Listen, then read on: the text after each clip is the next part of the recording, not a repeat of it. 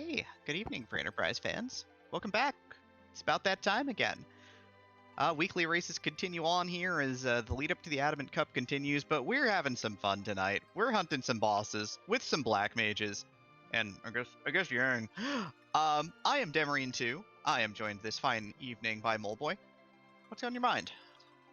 Good evening, everybody, and thank you, Demarine. I would say this is an interesting set of flags, and I think the entire audience is in for a bit of a treat. We've got some really great runners restreaming tonight, and we have a boss hunt, which everybody loves. So this could be over in 45 minutes, or this could stretch far and away as we find out those bosses are buried incredibly deep. Yeah, a lot of what boss hunts come down to, of course, is how far into the siege you've got to go. I mean, we got a starting Fu. I mean, life is pretty good on that front, at least. He's only got 500 hit points in his baseline, base of 9 spells to start from, but he'll get there. Um, Big thing, I'm sure everybody noticed, Cecil and Kane hanging out, grabbing drinks down at the bar, but they're not available. Edward Sid stuck in bed. Edge is busy learning that his ninja magic was not enough to get him into the seed. He is busy crying.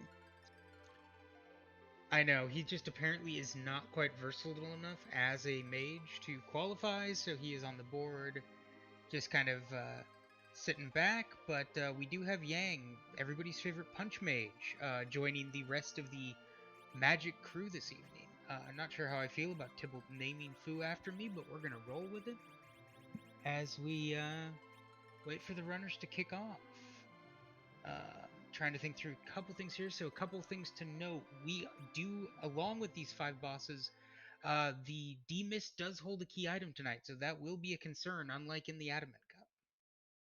Yeah, it'll be good to see it though. I mean, once you know where it is, it does take a lot of heat off, and when you don't know where it is, it's probably pretty bad. The only positive about it is since it's 4 bosses out of 5, things are generally gonna be pretty okay. Magma Key start, so we get a very much fast start for these runners.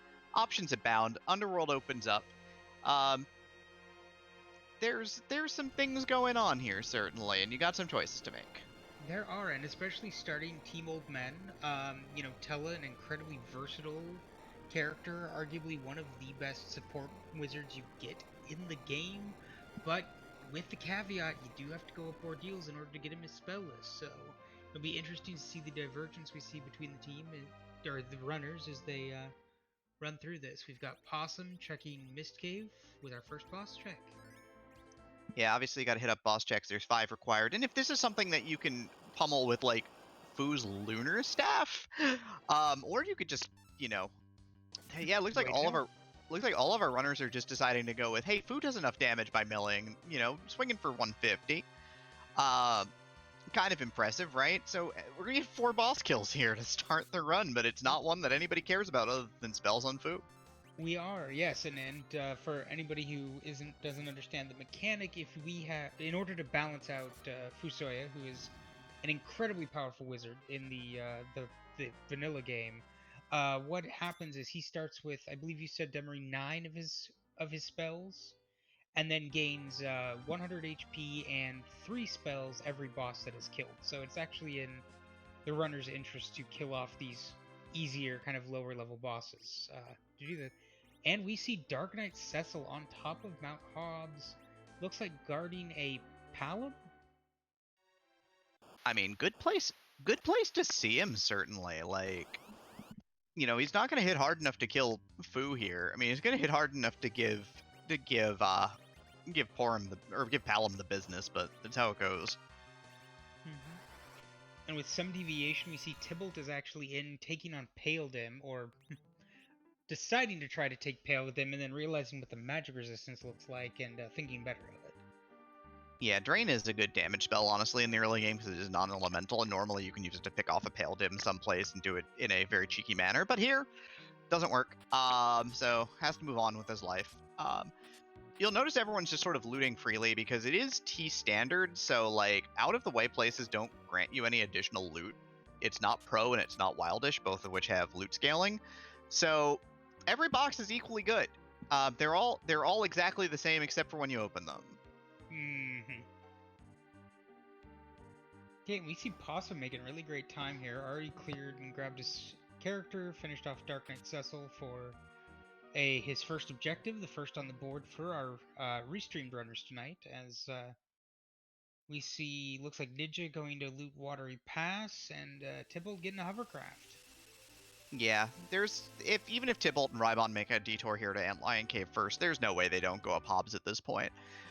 Big thing is you've got to check every boss spot, especially when it's one you can see and you can kind of roll up on and decide to reset out of if it's not to your liking. Obviously, seeing Dark Knight Cecil will be to their liking, and they will certainly be fighting him. And by fighting him, I mean standing there until he swings 3 times and says something about justice and talks to us and gives us a speech and then runs away. Oh, interesting. And here we see Plague in the Antlion spot.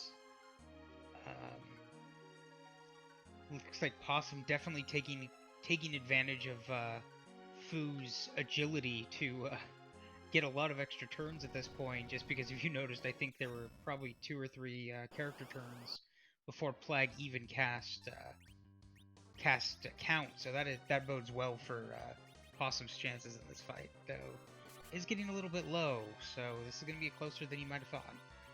Yeah, the big thing is that Paladin's not hitting as hard as you would like here. Like, his spells are hitting for like 300, which isn't quite where you want to be. Only need to do like 1400-ish damage here, so that one swing is going to get him out of here in one piece. I know Ninja's sitting on a Sylph Summon here and a bunch of equipment that needs to be sold because it's all heavy armor. Seen a lot of nice weapons too, but obviously none of those are very good for anything except for selling. Yeah, and we see Antlion Cave rewarding a Dragoon Spear, which would be great if Kain was actually a character in this seed, but alas. Cash it out, baby. That's a lot of money. It is, though, with the shop settings, I mean, they do have the Magma Key, so they're going to be able to get access to those underground shops, which have far, far better loot, but definitely going to be a bit before they can make use of that money. And we see here Tybalt and Rybon kind of going for the same play of having somebody veiled, which will cause Plague to consistently just keep casting Count and refreshing the count on the other characters. So free fights for both of them for their beautiful, beautiful Dragon Spears. Yeah, no one has to really worry about much of anything there. E-Ninja's sitting here in front of Dark Knight Cecil, healing up the party on turn 2. Wants to get Palom the experience points. Can't blame him. That is smart stuff. Good stuff, indeed. So he's going to get a Palom with his level 2 spells up and on without having to think about it. Tybalt has a minor problem in that Tella has died, so the count will count down, but he's already gotten in a bunch of swings with that old baseball bat, so it's going to be pretty done here. Rybon climbing the mountain as well. He's going to see Dark Knight Cecil and Palom and go, hey, this is pretty cool, I like this, and probably hang out for a little bit.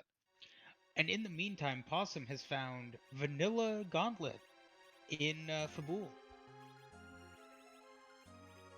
So always a fight that no runner is happy to see. It's not necessarily dangerous. In fact, in this case, it's pretty free, but it is incredibly, incredibly slow. Yeah, this is not good times, honestly. It's just great. Like, I mean, you get it out of the way. We don't get to see it in an exciting spot, but at least we get out of the way. Rybon going to go for the life shot on Palom after wave 3, so queues it up as wave 3 is queuing. So he's going to get the full stack of experience on his Black Mage, and he's going to be very happy about that. Doing some menuing here, too, while Cecil decides it's time to talk to us about justice and all these things which are good in this world. Also saw a Leviathan summon hiding in his inventory. And so between Ninja and Rybon, we've got a decent Rydia kit if we end up picking her up at all.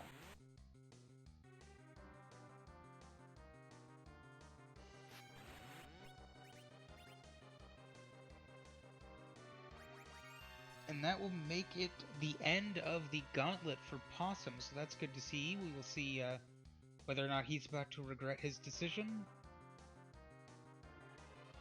Oh, that is not what you want to see after a gauntlet fight in Fabul, a Protectorate.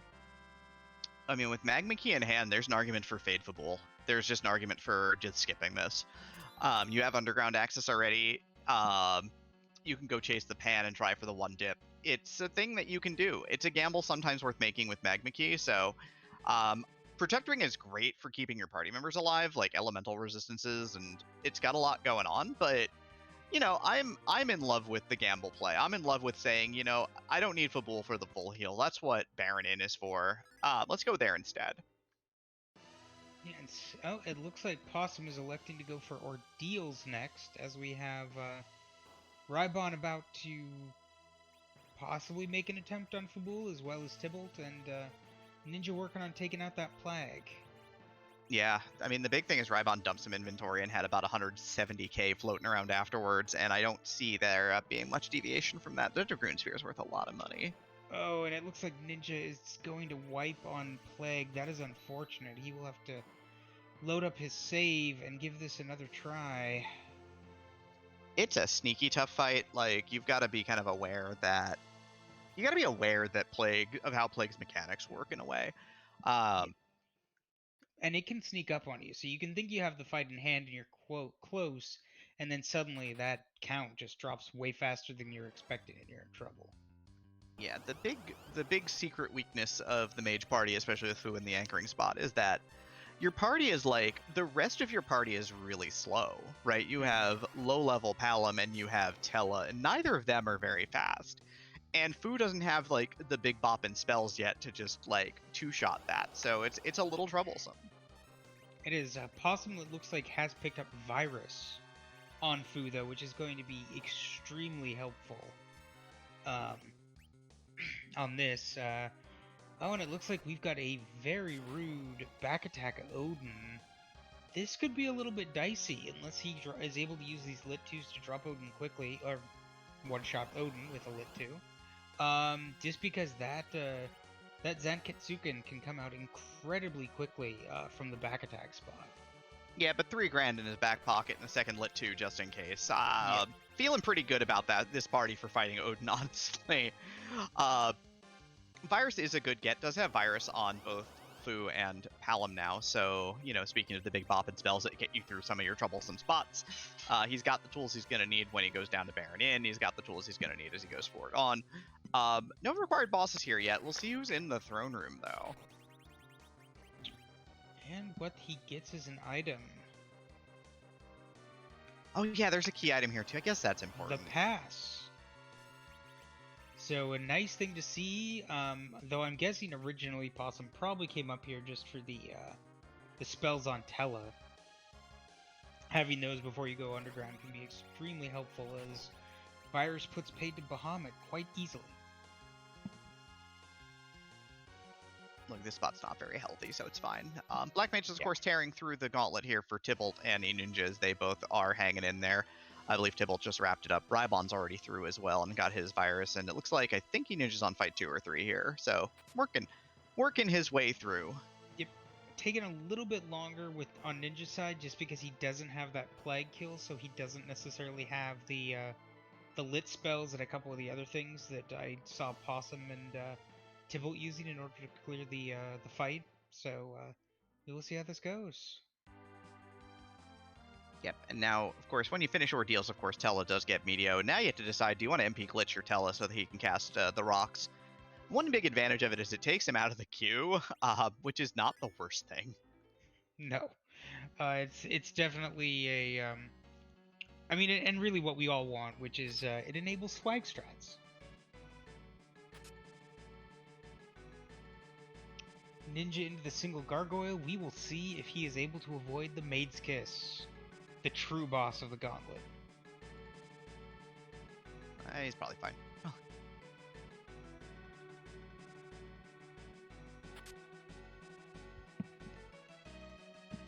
In the meantime, we have the first peek at Baron's Inn, which is another Tella. It should be noted that the no dupe character flag is on, so that will not be giving anybody access to a second character. First boss by, again, another great one to see off the board, though. This is a very heavy-hitting boss against mages later in the game. While Quake can keep him under control, if he starts pummeling your party first, it can be very troublesome with reactions. Oh, and we have some ha, and we will see which, a heads-up play by Possum, taking down his least important character, and taking advantage of the agility on Fu to get the Venom off to to basically block the paralyze, and there's only 2 characters, so Shadow will not actually devour anyone. Yeah, he can even start channeling a Fire 3 here, potentially, or a long channel spell, and probably be okay because of how the scripting works here. The idea is that once the Shadow Dragon uses the retreat command, then Golbez is vulnerable. He does not have to start talking. He doesn't need to give you the speech or anything. So if you time everything out right, you can actually kill Golbez before he even says, anything to you or, cures your paralysis. Mm-hmm. And Tybalt and Rybon relatively close now.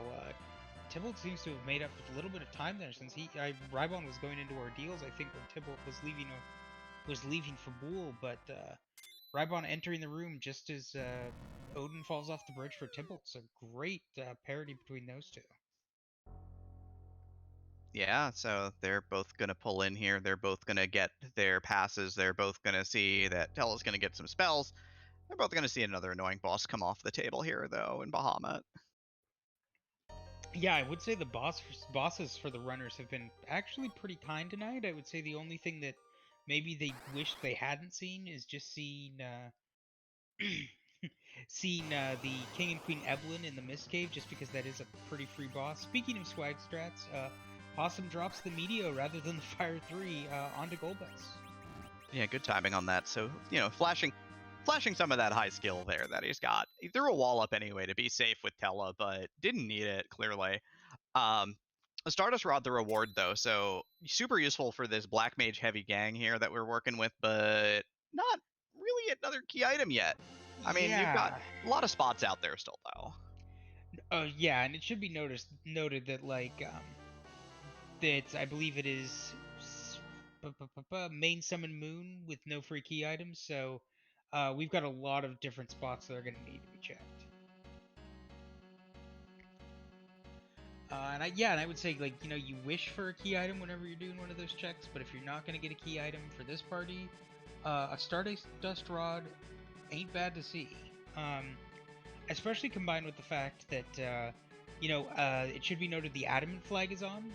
So if they can get, an Adamant armor and a Stardust Rod onto a character, that character is going to start casting incredibly hard. Yep, E-Ninja rolling up on the mountain now, because he's keeping up here pretty well. Gonna go for Toad Strats on the guards to make sure he can't get spell cast or hit, so very handy way to kind of stop things from happening here. And so now this is pretty straightforward. Do whatever you need to do, cast some spells, blow up these bosses. He's gonna get Virus too, which will be great. For keeping up with the damage. Lit 2 is slow to cast. It is, and you'll notice that the huge difference between Possum and Tybalt going into that Pale Dim fight. Virus just straight one-shotting the Pale Dim, easy spells, just moving on for Possum. He's probably very happy to see some camping equipment and Cure 2s. Especially just because, right now he is relying on that Fu, and unless he wants to MP glitch him, that is one of Fu's major weaknesses, of just having a very limited MP pool.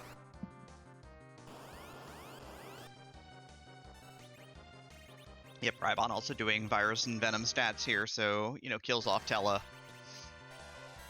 Is going to set up here. He's going to wait a little bit, though. He's got some time to work with. I think he's not going for Meteo, which has a very long queue time.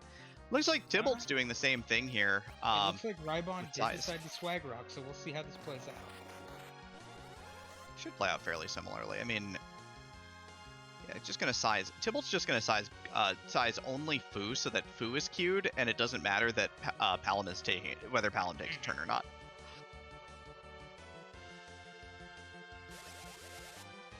And rip to Odin when you're feeling against a party that's just all black mages, that being weak to lightning when everybody has access to lightning spells is not the best situation to be in. Nope, we got double swag. Rocks again. Golbez gets beamed in the face. Always great to see, and if any boss truly deserves it, it's Golbez. And we see Tybalt playing it a little bit safer here, dropping a Star Veil onto Fu, which basically makes this fight now free because Golbez only casts spells, which he will be reflecting onto himself. Yep, E-Ninja making pretty good time down there as he's also through the mountain here. It's going to be 2 virus casts for Tybalt to finish this ride. Obviously, Reflected Spell cannot kill Zeromus. Yeah, you know what I mean. It's Golbez. I'm really having a moment here. Oh, and Possum finding everybody's favorite, who does a favor of toting multiple characters. Man, I really, hope that you wanted to try to cast a spell here, because, no. That didn't work. Possum's gonna take a wipe here. Yeah, that was not necessarily what you want to see. Possum lifting off, coming back down, and deciding he wants to make another try at this. In the meantime, Rybon deciding to make his way underground as Tybalt leaves with his Stardust Rod, and will probably be following shortly. Ninja coming off the top of the mountain.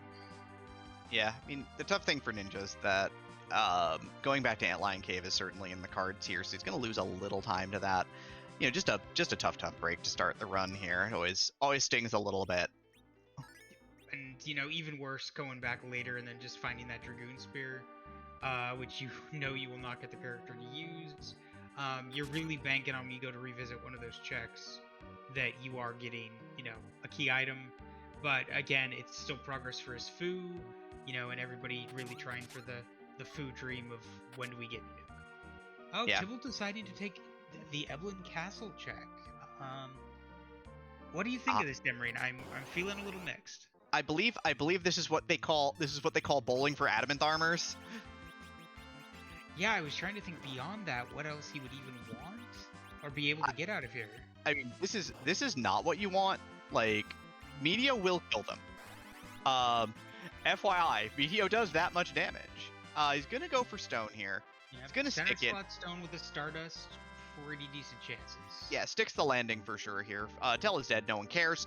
And he's gonna get Masamune, which would be great in Adamant Cup, but today, no thank not you, what friends. You're hoping for. Yeah, and I mean, and when you think about the general pool, there's only a handful of things that with this party makeup are going to be, you know, as useful, right? Like, this is the one time you don't want to spike that crystal sword. I mean, it's a lot of money at least, but, you know, you don't really even need a lot of money. I mean, C Standard's nice and all. You can get Sirens and all the good tools that you need, but Baron Key was the item in the Feymark chest, so free Baron Key, so you can go back to the overworld and do something easier than banging your face into Wyvern, who loves you and wants to give you frog-based hugs. And we will see how the frog-based hugs go for Rybon, as he is... Oh, Rybon has actually picked up some armor for his characters. This is the seldom seen I would like some defense on my character strat. I hear it works wonders. But we'll see how Wyvern is feeling today for him. Yeah, no one's really done a lot of item shopping either. I haven't seen heal potions in particular, which could be very handy for bailing this out. Tybalt has not seen an adamant armor yet. I know this because I looked over a chat and everybody was not losing their moments here for the armor. See if Wyvern claims another here. Silk Web for Tybalt here. Dragoon Shield is money. He's gonna find another encounter box. All of them are gonna be easier than the last one. Wyvern just being, what is this, 0-3 to Wyvern for the runners this time? Possum trying twice and Rybon once? I'm always rooting for the dragon. That's how that works. Fair enough. I don't blame you. And I think, do we have one more trap chest, or has Tybalt fully struck out in Evelyn Castle? I think that's 2 of 3. Here's 3. E-Ninja dropping some viruses on Golbez, and Golbez is gonna go down here. Quake is still a good spell. If you don't care about experience points, you can just keep Fu in the back row with that Protect Ring and just Protect Ring Stardust Rod your way through this mess. Protect Ring, or did he pick up a Crystal Ring just because he was taking one from the Undead? Either way, he's got what he needs. Let's see. And that is not... I mean, that's not bad for this party comp if they can find a Rosa, because I know I spotted heroin robes in the Feymark shop with Possum. I mean, you can just strap a bow to anybody if you really wanted to. I mean, I heard Wyvern loves Artemis arrows, apparently. Possum totally committed to the triple dip here as he goes back up, and he is in Castle Fabul here. Rybon is hanging out in the land of summon monsters. He's going to do a little bit of shopping. He's going to find charm rods. He's going to pick up a pair as well, probably. And I missed. Oh, sorry. I was gonna say, did you miss? I missed. Did you see what bosses were in the Fey March? I did not see it. I'm actually going to pay attention now. Sheila had an adventure, by the way, so, the Adamant Cup party continues, I guess. Well, that is gonna be a big fat no with Asura and in Leviathan. That's just a nasty combo. And Ruby and Asura, also really nasty. That's a high magic spot in those fire twos. Or whatever Elements is gonna do, because it could be quarter leg. I mean, Either way, if it's Elements, it's a fair fight, except you don't want to get meleeed either. That spot's going to hit hard enough to tear up this party pretty good.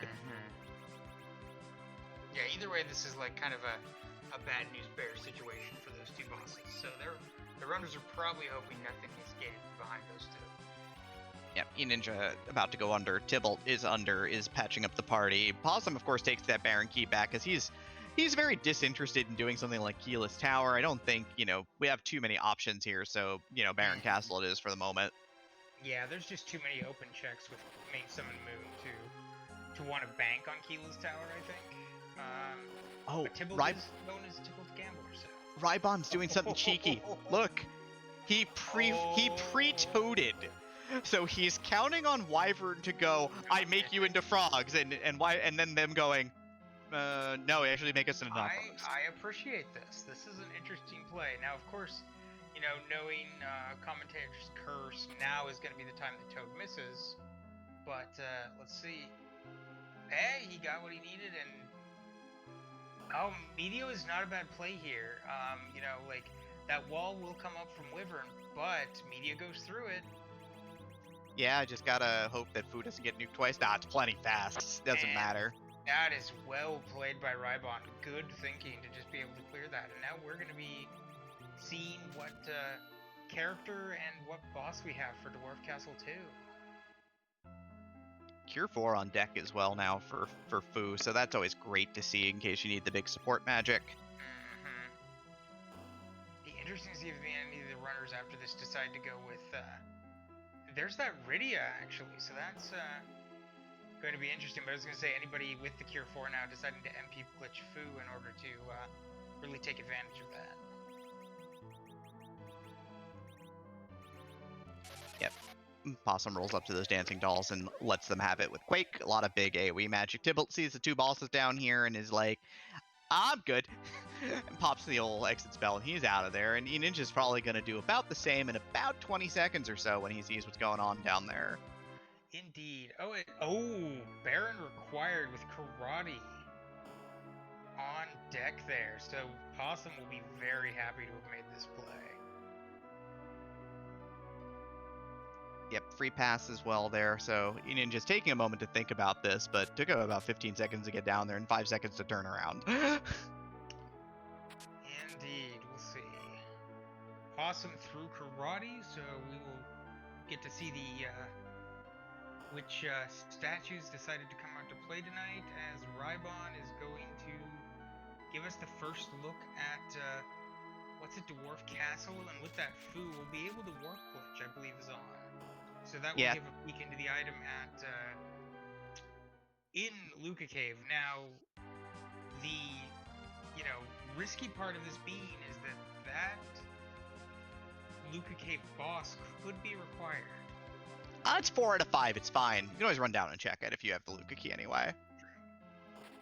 Receiving the package for his trouble. Now, do you think you check this at this point, Demarine? Just because you are limited on characters, you do want to try and hit that 5, and with no dupes on, we've seen Tella and we've seen Fu duped now. Fu being the character in Baron Castle. Do you risk trying to see if you can get that 5th character? Nah, not yet. I got Palom and Tella. I'm good. Or I've got Palom and Fu. I got Tella backing it up with some utility spells.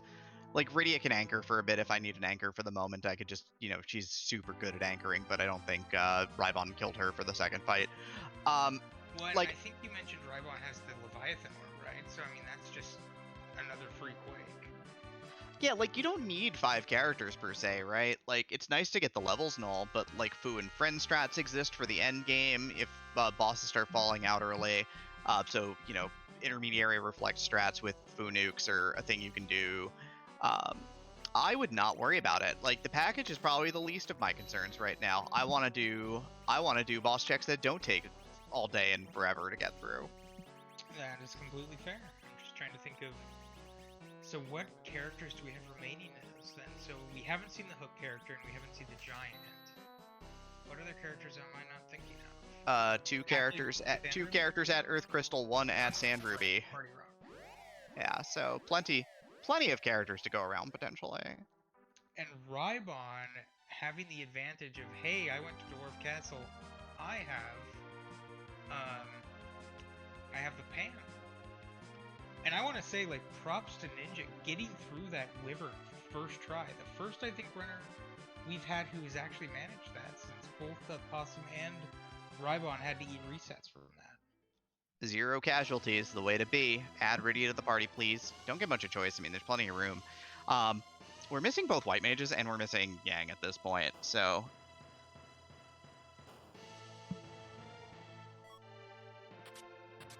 We have Possum at this point taking on Dr. Lugay. Based on the palette, I want to say this is Baron Throne?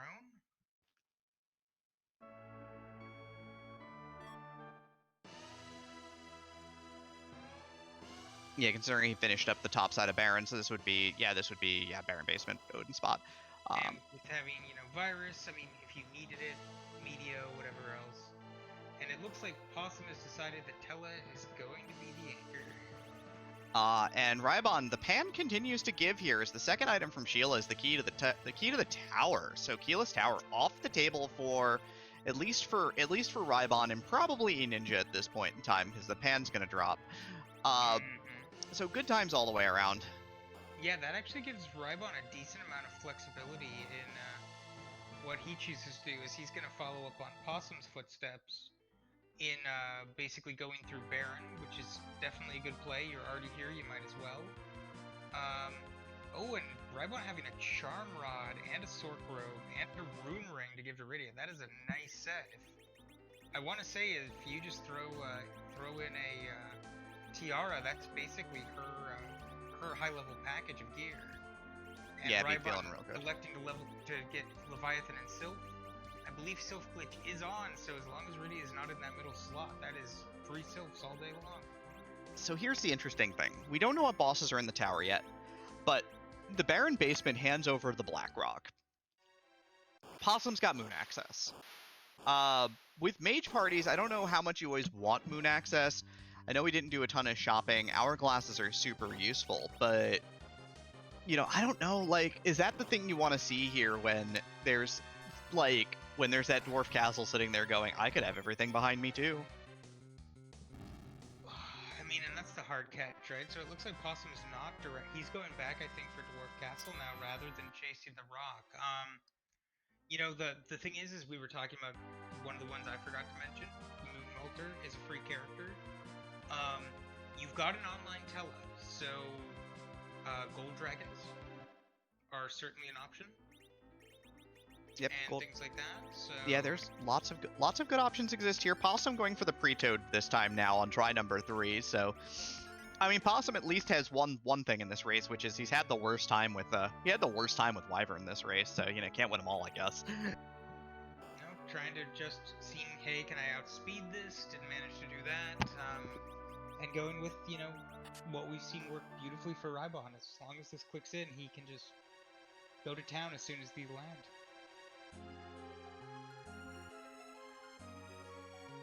In the meantime, we've got Tybalt chasing, after Rybon, who's chasing after Possum in really going through the Baron. It'll be interesting to see if either of these two also elect to try and check the basement immediately after finishing. It's a good play, you're already here. You've got relatively high power in order to take it. Now that you've got, your viruses and your quakes online, those are really going to help you to take down whatever's down there quickly. Doubly so just because, Lugay is a much easier spot just because HP is so split. But I can't imagine Rybon having too much problem with 2 Quakes and a Leviathan available to just really knock down whatever gets in the way? Yeah, absolutely. The other thing, though, is that maybe you don't check the basement, right? Especially if you've got this pan and this tower key. Like, maybe the play is if you're gonna do Baron that you just decide to give up the throne and just go push for tower key progress instead, do the 2 bosses there. You know that Dancing Dolls are the first boss in Baron Castle, and you know that that's not a requirement. So a gamble play here would be ignore Baron for now, for like E-Ninja, go do the pan, chase the tower, disregard the obvious play in front of him. We know that that's not going to be great overall, but we do have the pass in hand already. So if the other bosses fall out of the tower, it could be pretty good. That is true. And just to note, we do have some seed validation by Ninja checking the job door, so appreciation from that. And Warlink calling out, if you want to be really spicy, you could do D-Machine and then gamble on one of your bosses being in the element spot. Yeah, or I do. The CPU spot. I do love a good cutscene, and that's a pretty long one, getting onto to launch the whale and then get onto the giant. So, you know, there's always a little bit of sketchiness there. So, I mean, and if we're really rooting for some fun, we could hope that there's a you know, dirty double on the giant with 2 of the required bosses being in there. We've only seen 2 so far, having seen Karate and having seen DKC, but you know, maybe Antlion is taking a vacation from the moon and is somewhere else.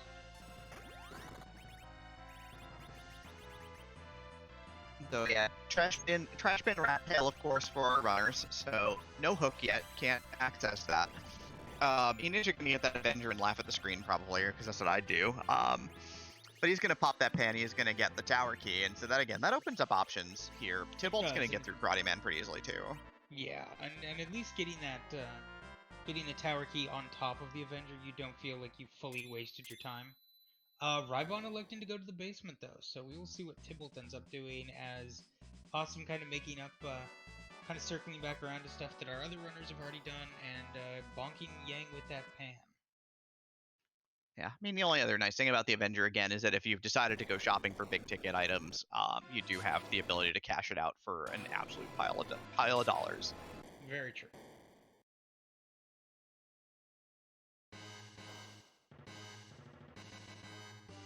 E-Ninja deciding to not gamble off Baron, though. He's going to go straight in instead, so he's going to go get the rat tail out of the trash bin in a couple of minutes here. You know, which is all well, fine, and good, I guess. You know, I love a good gamble, but I don't think any of these runners have had a lot of gamble in them so far tonight.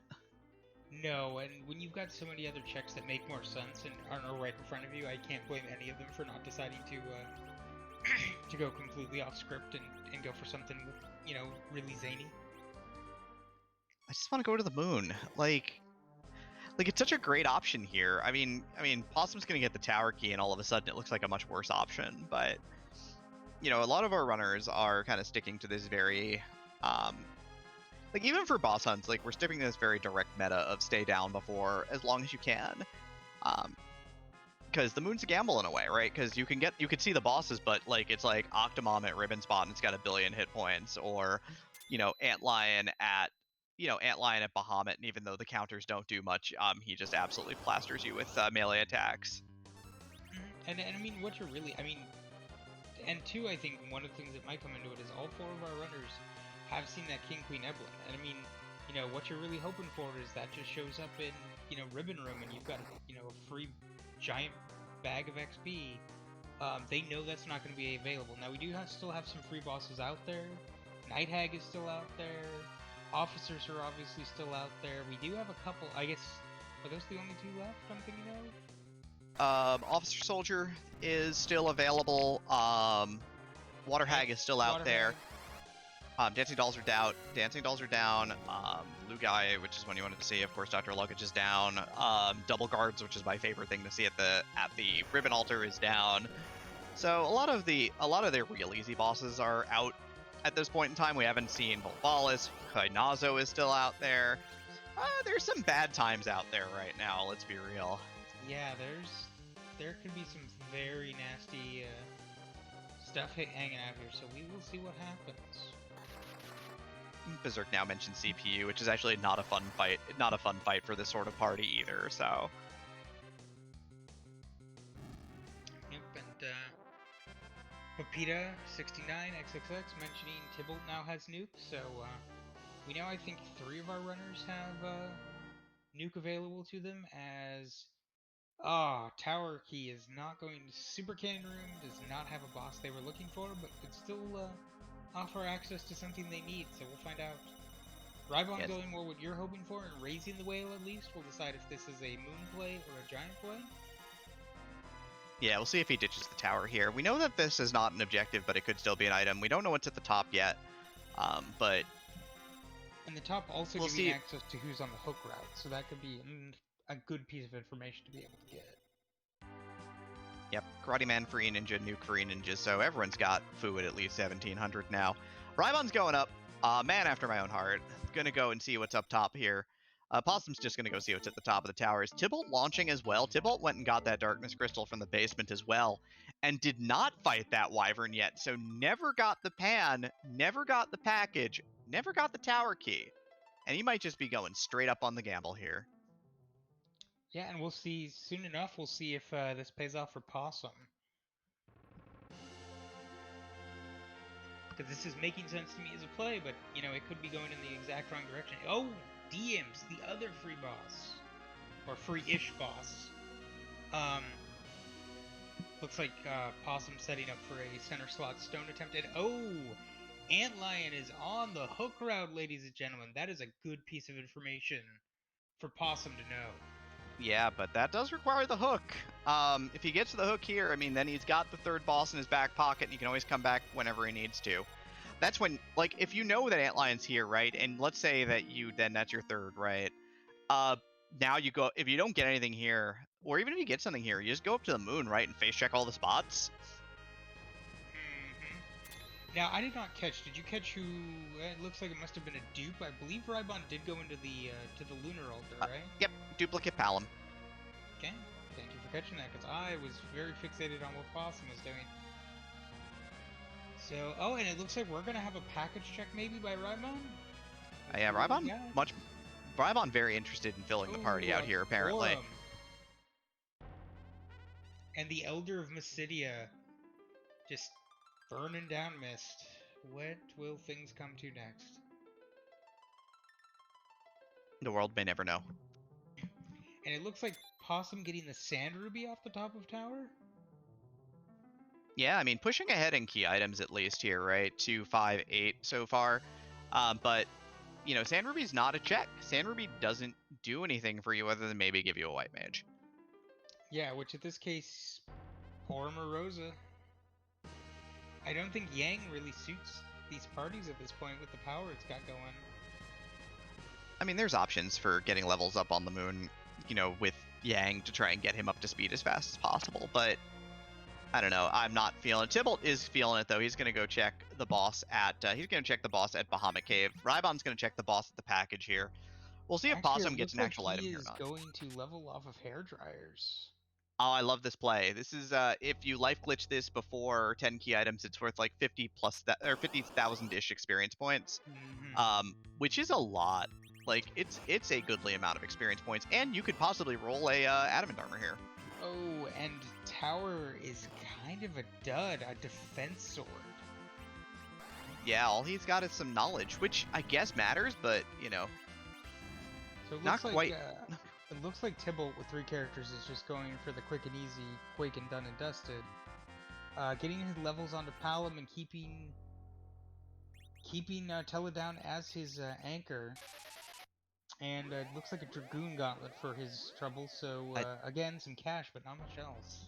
Yeah, it's a Dragon Whip, which is still just cash and nothing else, because we don't, you know, he does not have Rydia yet. He has not done Wyvern. He has not gotten anything there. Ninja pushing on here. Looking like that was the tower background.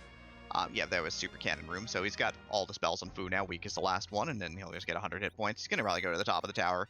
You know, whole lot of nothing and then some, I guess, but, you know, you make do with what you got. Indeed, and it looks like Rybon actually going through the entire thing, getting that Porum, also checking that boss, but it being D-Lunars, which is not what they are searching for today, so unfortunate there. Meanwhile, Possum is bang zoom straight to the moon. It's a Dark Elf here in the first spot up on the moon that we've seen at Cave Bahamut. Normally a boss that you want to have, Cecil with a big crystal sword, Kane with a white spear. I mean, Fu with Nuke doing the first half of the damage and then sticking a weak on the second half because it loses the boss bit is just fine. So, in terms of fights, this is definitely in the realm of doable. Well, as I recall, this spot does not have very high magic. You're usually more scared if there's a physical attacker in the Bahamut spot, so this shouldn't be too bad of a clear for Tybalt as Possum gets the news about second Palom. I think the trouble spot here is that the big interesting thing on this fight is that the second half of the fight is interesting because Dark Elf Dark Dragon form does weave in melee attacks between Dark Breaths. So whereas the first half is just doing all of this wonderful spell casting and turning you into pigs and being really annoying, and probably missing a lot on Piggy as well, the second half of the fight is full of ruination and destruction. Also, getting weaked is pretty bad. Yeah, but then if you noticed, after selling all of that gear, he can't use. Tybalt elected to buy 28 Cure 3s, so that puts him in not a terrible spot. It seems pretty good, not gonna lie. I mean, that's an argument for a Yang right there. Is if you've got a stack of almost 30 Cure 3s, you just level him up and he is your healer for the Z fight. And it looks like we will see how Tybalt finishes this out once his internet decides to come back down to Earth. But in the meantime, we have Ninja coming down off the top of tower to get the bad news about his defense sword. Rybon heading towards the LST, it looks like. Oh, Yeah, going maybe. to the Giant. This is a spicy play. So he's gonna go for some. So he's going for some spice right now. All right, now we're seeing what's going on. And I missed what Rybon's Possum Rybon's saw, but he. Oh, Possum is manipulating a D machine grind.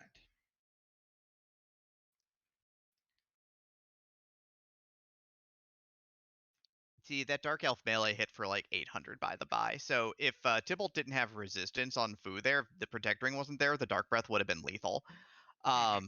Instead, he survives it because it only does 10% if you have resistance. So the Protect Ring doing a ton of work here. He's going to patch up his Fu and then probably try and channel out a weak eventually here. I think it looks like he's doing this just like I think you're 100% right, but he wants to get that experience on his Palom as well. I'm wondering if he's just gonna go for like a 3-man, shot here, or what his goal is. Get something out quick here. You really don't want that, as you were saying, you really don't want that stuff to wear off. Yeah, there you go. Hit Define Virus. So first Moon Boss drops here. Baron Bahamut's cave is over with. We'll see what we get there. It's looking like Oh, hello. That is actually something we know will give some progress. it's something Possum knows will give some progress. But not Tybalt. Rybon is also working on manipulating up a D machine fight here, so it looks like he's got one handy now with his full party of 5. So he's going to try and drop these, and then with his MP glitched Fu, use his infinite mana to infinite effect basically. Yeah, this is a really heads up play and a good use of the MP glitch, right? Is um really makes this so much easier because you're not having to weave in throwing ethers, you're not mistiming, then being like, oops, suddenly like I can't cast weak when I really need to, and you're eating like 3 fires. It makes for such a smooth D machine grind when you're MP glitched. Yep, Tybalt dropping back to Earth immediately with the hook in hand here, so just taking it immediately. Eninch is having a little bit of a crossed up moment here. I think all he has left right now, I believe, are summon monster spots. So it would be all he has on deck right now would be King and Queen in Land of Summon Monsters and Odin Throne. Yeah. So he's kind of running out of checks here a little bit. We know where the Darkness Crystal is. He does not. He's going to hit up the underground here, and it looks like he's going to go to the King and the Queen here. Yeah, and I don't hate this play by Tybalt. You've got the Rat Tail turn in, and you've got the possible hook route checks. So this is not a bad play here. Ooh, and Radtail giving Luca Key. Now, as we were talking about, one of the required bosses could be that Luca Key boss, even though you already know the key item is the package. So that's possibly worth a peek as well. Let's see. Oh, I'm going to assume we're going hook route because Tibble just picked the hovercraft up again. So if he face checks the boss, though, he is going to see that Antlion as the second boss. He is going to locate that knowledge. What he can do with it, of course, is that, Antlion is going to have very little attack power in that second spot, and this party should be able to nuke down the first one with Fu pretty quickly. So, this is, a little bit of a play, but it's going to be a good one, because, you get to face check that second boss for free, and you get that knowledge right off the bat. Oh, for sure. I think this is... It's not a lot in the Evelyn Cave spots. Looks like there's elixirs in there, which is...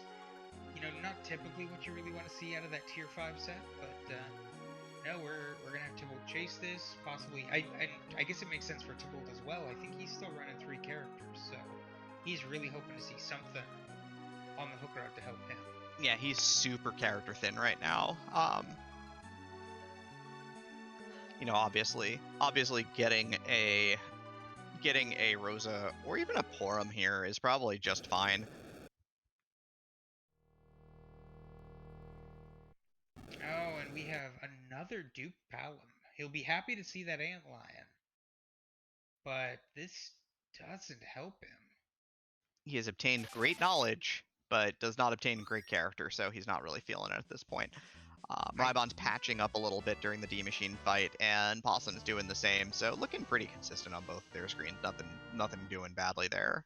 Yeah, and again, super safe just because you've got, a couple of casts to cure, 2 casts to cure 4 with your Tella, and then basically unlimited cure 4s with your Fu. So this is pretty safe. It's interesting that Rybon actually using Tella for his weaks here rather than Fu.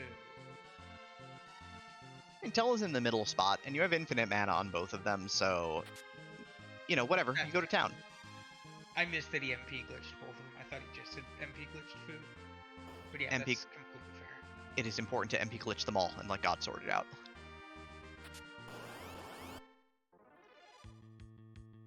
Fair enough, and we're getting the pro rod strats here from Rydia. Always good to see.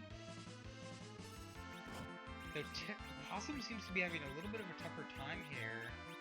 Some of this stuff just not quite hitting the way you want it to. I think he was trying to double life glitch there, and Palom unfortunately went a little early. Yeah, double life glitching is always a little sketchy. It's doable, but it's very timing dependent, so it's kind of a pain. Yeah, and at least Tella didn't whiff, so you didn't have like a miss on Palom and then Tella life problem. So that's also good to see, because that would have felt really bad. Yeah, E-Ninja toughing it out here on this this Rubicon fight, but the melee attacks are lethal. The double melee is double lethal.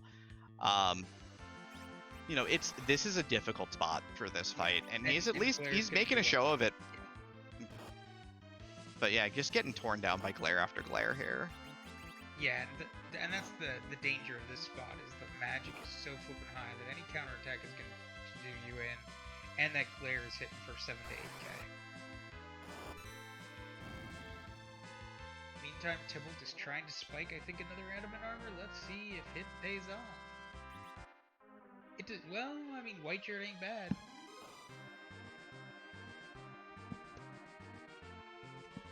So there are definitely worse things to see as Tybalt makes his way over, and we'll see if hook route contains the dirty double. I do appreciate Rybon using the Sylph Summon here to heal his party while killing the D-Machine, so therefore kind of doing double duty so that he could just get into his next rotation immediately. Yep, and Rybon saying, hey, I got what I need. So first thing we're going to do is Tella's going to take a nap, and then we're going to kill the Watcher. Yeah, the big thing is that this is a lot of experience. Oh, did I say something about a dirty double? Did you really? Is it all here? Is it all at Cave Bahamut? 100% all day, all night? Tibalt's in go mode? Like we have Officer Soldier into Antlion on the hook route. Yeah, we're quaking some nukes away from go mode here. Tybalt with 3 characters and a dream, I guess. Yeah, I mean, this is gonna put him in go mode. What he decides to do from here, I mean, he's got the characters that if you really want to try for it, you can take Z. It's really just gonna be how he gets that Palom up to nuke. I don't think if you don't have Fu and Palom with nuke, this is kind of a no-go.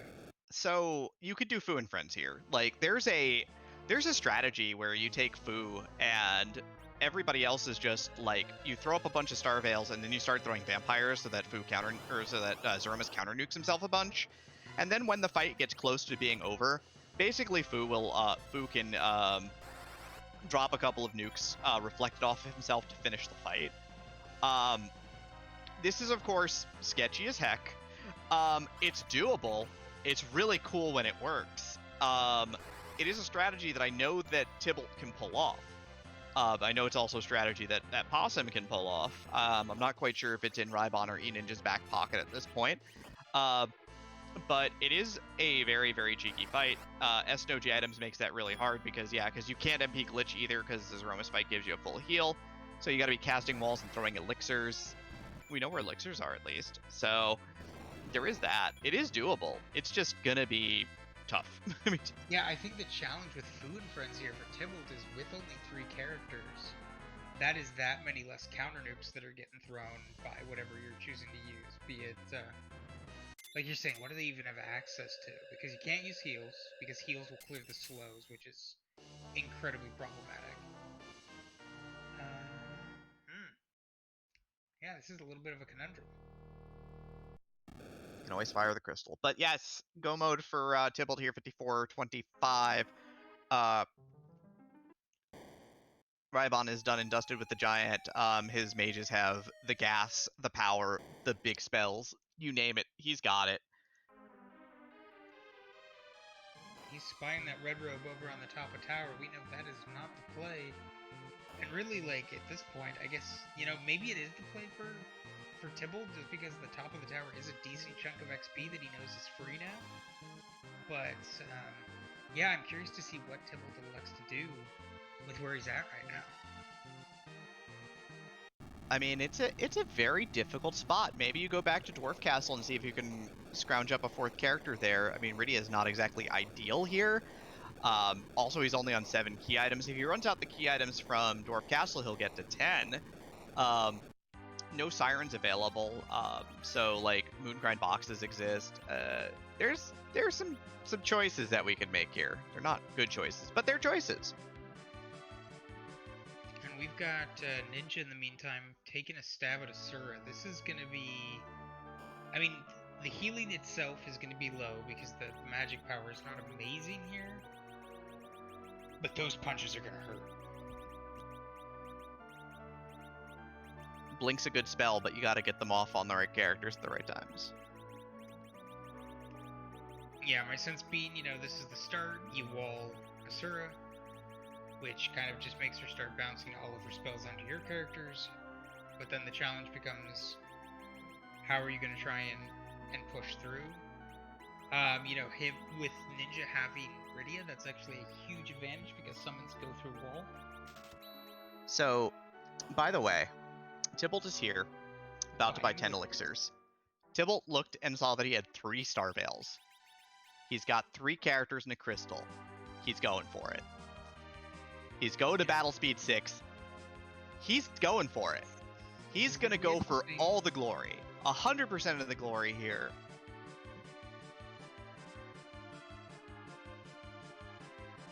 Unsurprisingly, I love this play. I love this play a lot. I like this too. I mean, it's Tybalt the Gambler, and this is definitely a gamble. We're going to see if this pays off. Do we have a public treasury check before going in here? Absolutely. Why not? You want to have as much damage as possible, but I'm trying to think about what you'd really want here at the end of the day. Yeah, that's... I'm trying to figure out what exactly you're hoping to spike here. Might be worth keeping that in our back pocket to ask. Maybe he's trying to spike a Silk Web. I don't think I saw one in his inventory. There might have been one in his inventory, but he might be trying to nab a Silk Web before he goes in. Could be. I thought you had said he got one earlier, but maybe I'm just misremembering. Or are we gonna have him doing the final Flame Dog spike just to see if Flame Dog has the goods? I know he did get a 4th Star Veil, which does mean something. Yeah, maybe he is in Zot. The only thing he can do here is Flame Dog. Rybon is going to see this hook. He does not know that the hook route's got the business end of the business, though. So if he goes into the underground, into the subterranean lunar, he is going to fight a bunch of bosses that he probably doesn't need to. Actually, that he certainly doesn't need to. Possum's going to get the hook here, though, because he's in Cave Bahamut. Now, did I miss that Possum got the hook earlier, and then did he reset out of it? Because I thought he'd already taken... No, he did not get the hook, but he is at Cave Bahamut now with his fully leveled party. So, right, he has the information that he knows what's on the hook route, so he knows beeline as soon as he could beeline it, and it would make perfect sense for him to beeline it. It's a gamble for Rybon, but it's a very sharp play here for Possum, and of course this fight should not be a problem. His party looks like Rybon is chasing the LST. I think it is the correct play from a mathematical standpoint. I am sitting in the booth above with the eye of the all-seeing eye in my hand. We can see that this is not the correct call, but that's irrelevant.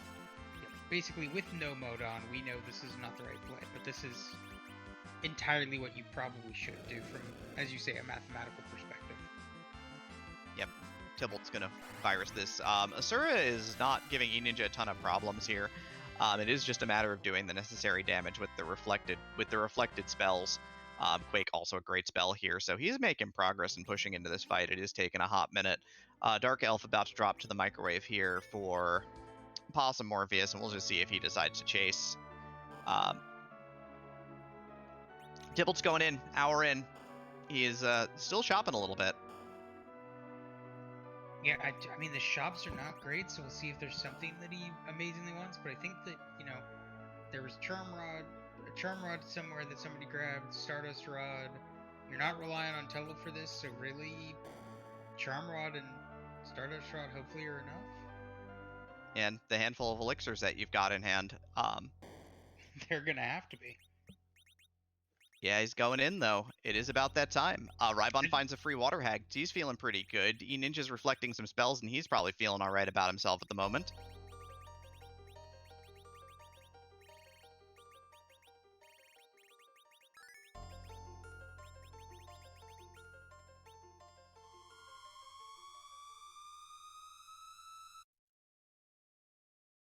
I guess, Moleboy, it's about that time. It is. So I'm seeing a lot of Z flags popping up in the chat. Do you happen to know what that's about, Demarine? I mean, I'm old. It's probably time for bed. But more realistically, it does mean, very importantly, that we are about to find out the answer to the most important question for Free Enterprise. Whose butt are we going to kick this fine community race?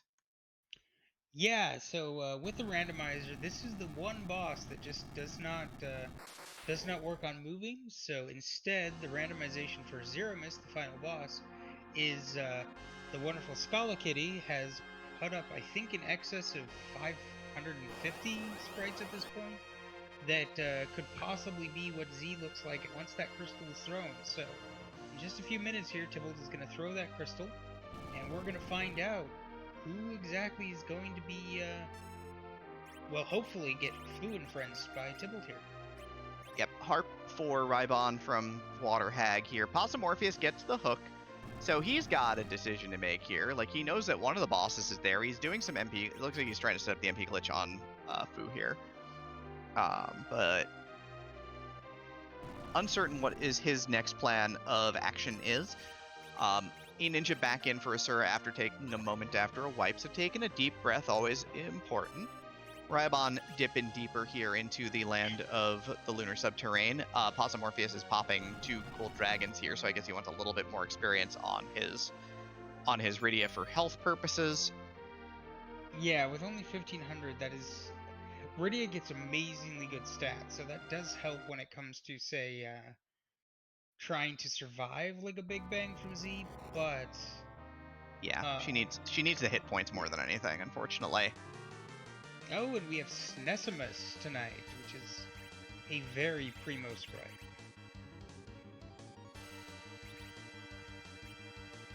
Yep, so it looks like Tibble did have the Silk Web, so he's going to set up the wall on Fu. He even had a Soma drop, apparently, that I did not see, so he is in good shape here. Let's see what his setup play is. He's going to go for the extra slow as well. Just wants to absolutely make sure that this boss is locked down and out of speed. He needs as much as he can. Battle Speed 6 is, I do want to say, Battle Speed 6 is very slow. The time between actions is going to be palpable. You're going to feel it in your teeth. Yeah, so this is going to make it a slower fight. I don't know if there's a good way to avoid that, kind of with how this is looking. You know, he's basically got Palom for now until right about now. Yeah, I mean, that's the big thing, is that very unlikely Palom survives, probably has like nearly no gear. Almost survives. Palom only taking 780 on that nerf. Yeah, I mean, the big thing here is that Tybalt now needs to stick every single nerf is the big part of this fight. Right, early on you can direct cast your nukes and have your Star Veil fire back the nuke coming from Zeromus back onto Zeromus. But you gotta count your damage, because if you do a direct action and take Zeromus down under 16,000 health, his health will reset. He'll move into phase 2 of the fight, which looks very much like phase 1, but instead of casting Group Virus as part of his script, he casts Nuke. And then you have to deal with Meteo, which is bad times all the way around. Nobody wants that, so... Yeah, and really one of the things that makes Fu and Friends work is basically reflect strats, which is, you know, if you reflect the cast rather than that direct cast, none of Zeromus's scripting actually fires, which, as you were talking about, is part of that scripting is the health refill. And that, and Tybalt getting wiped even with the nerfed Big Bang. 1266 is basically cap damage on, is pretty close to cap damage on a nerf, so he just gets shredded. Possum is back on Earth. Unsurprising, Rybon's got some squid action going here, so he's going to at least get Objective 2 down here at the Masamune altar. Enon just trying to push on against this Asura spot. Wow, those melee attacks really do hit for 2,000, don't they? She's not here for this today. Yeah, no, she's not playing around, and that is the danger when you swap her into the king spot. She just becomes incredibly vicious. Yep, Tybalt's gonna take a second bite of the cherry here with Fu, and also Fu with nobody else. Enon just having a tough time of it, and I kind of feel for him at this point in time, as Asura's giving him the business, Rubican's giving him the business, and he hasn't checked the Baron Throne yet, which would, I mean, not give him the business, would very not give him the business. And it looks like he just stopped for a second, took a deep breath, which is, you know, a great thing to do when you're racing. Just sometimes you just need to pause for that moment and just be like, okay, just let me center myself again, and then we'll give this another go, and we'll see what he decides to switch up and how he wants to try. It looked like he had a pretty solid run at that Asura that first time. I'm not sure what went wrong, if he just had targeting. I mean, he does have access to blink and some things like that I don't know if he put up, so maybe he goes back in with a little bit of a different strategy. I'm not 100% sure. There's always a lot of strategy that goes into this, and that's always the toughest part, is that doing fights at lower levels than expected is just hard, because even if you do everything right, like even if you set everything up and even if you know what you're doing, things can still go wrong. And that's kind of what's happening here, is things are just kind of going wrong right now, and that's just, it doesn't feel good. And sometimes you try the best you can, and board AI just decides that it has other ideas, and no matter how smart you set up, you're gonna win. Yeah, Possum's about to feel very good, though. Possum's having a good time here running down and under, and I will assure you that Possum's Zeromus kill is not going to be Fu and Friends. It is going to be straight Reflect. It is going to be 3 nuke casters going to town. And you're going to have to see a very efficient Zeromus fight. Rybon's back on Earth, by the way, with the Octomammoth in tow. He's got the hook. If he checks the hook bosses, he's in the business end of business as well. A little bit behind Possum, but still feeling pretty good with all his levels. Tybalt, again, starting over here. Let's see what he's got. We have a hook route checked by Rybon now. He's going to get the good news. He's got the hovercraft, so he's going to be feeling real good about himself, we were wondering why the gold dragons on Possum. I noticed Rydia is just now level 50, so I think he slightly miscounted his D machines and Yeah. did not have nuke on her yet. The tough thing is without the 5th character, didn't get Slingshot, so had to do more D machines in the first place than Rybon, and still needed a little bit more experience. But, you know, figuring out that you just need 180,000 experience is not so bad. Rybon also picking up a Cursed Ring here in the Cave Evelyn shop. So he has the truest of anchors. He'll have 1 agility one agility Tella going into this last fight. Tybalt is setting up here now. That first big bang did 200 damage. It's pretty embarrassing. Yeah, and good play there. I mean, Tella is never gonna have a lot of agility, but typically if you don't have him cursed, you know, Tella only has 20, or sorry, Fu only has 20 agility, never gains any. So it's sometimes hard to get him into that, you know, really agility situation you want him to be, because you know, you need 2.5 times what Tella has, and if Tella's even at, like, you know, let's say like 7, that's a hard sell there. That's close to being too much for Fu. So having that ring just means that if you screw up, if Tella got some experience, didn't want him to, etc., well, you're still in a good spot. Possum finishes blasting Antlion into space here with the power of Microwave. So his day is done. He's going to go to Zeromus with a full stack of all that he needs to do it more. Rybon's on his way under, and he's going to get the good news pretty quickly. He actually already knows that this is go mode. He saw Antlion's Claw, so he's going to get the early news here that he doesn't need to fight Antlion, which yeah, I guess is fine. Gonna have the 5 out of 5 honor here, just because, you know, he's like, oh, this is all I need, and it's about to be doubly all he needs. So yeah, Tybalt's having a really tough time of this. Like, the big risk with this particular fight is, even with like Protect Ring, Stardust Rod, White Robe, and, you know, a decent hat, Fu can still get blasted for like 1700 plus if you whiff a nerf, and even if you hit a nerf and he's like, and you're trying to play it tight and he's at like 1200 or 1300 hit points, he can still die. So Tybalt is on attempt number 3 here. Zeromus is having a time of it for sure here.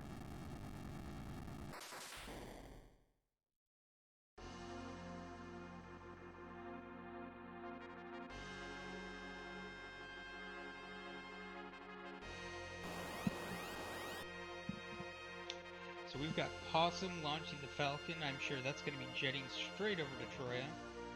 And Rybon quick behind him.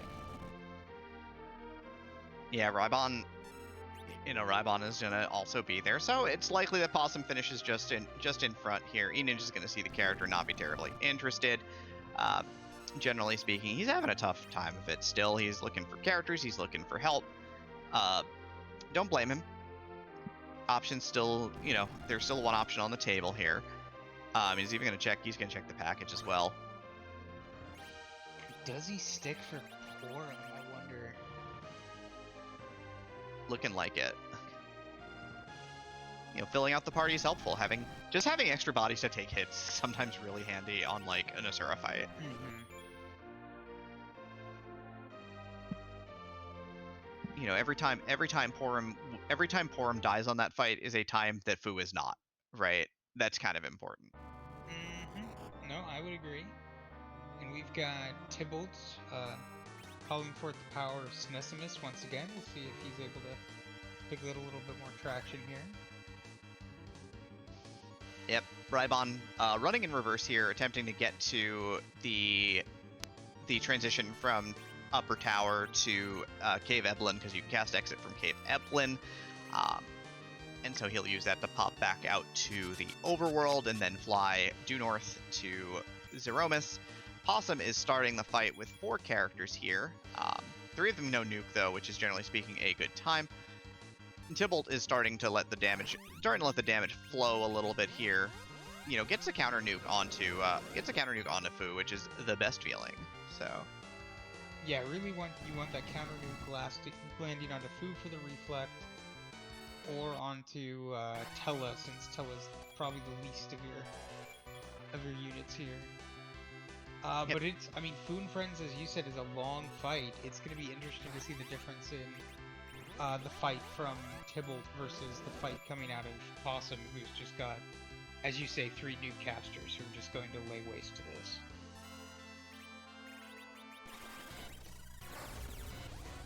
Yep, just going to throw the Star Veil up on whoever is available. It is Rydia who looks to be available here. Yep, First nuke will be... First nuke for the counter, yep. Yep, first nuke for Nerf, which is great. The nice thing about Palom surviving the first one here is that Palom is virusing for like 3k. So Palom's doing some fairly significant damage at this point.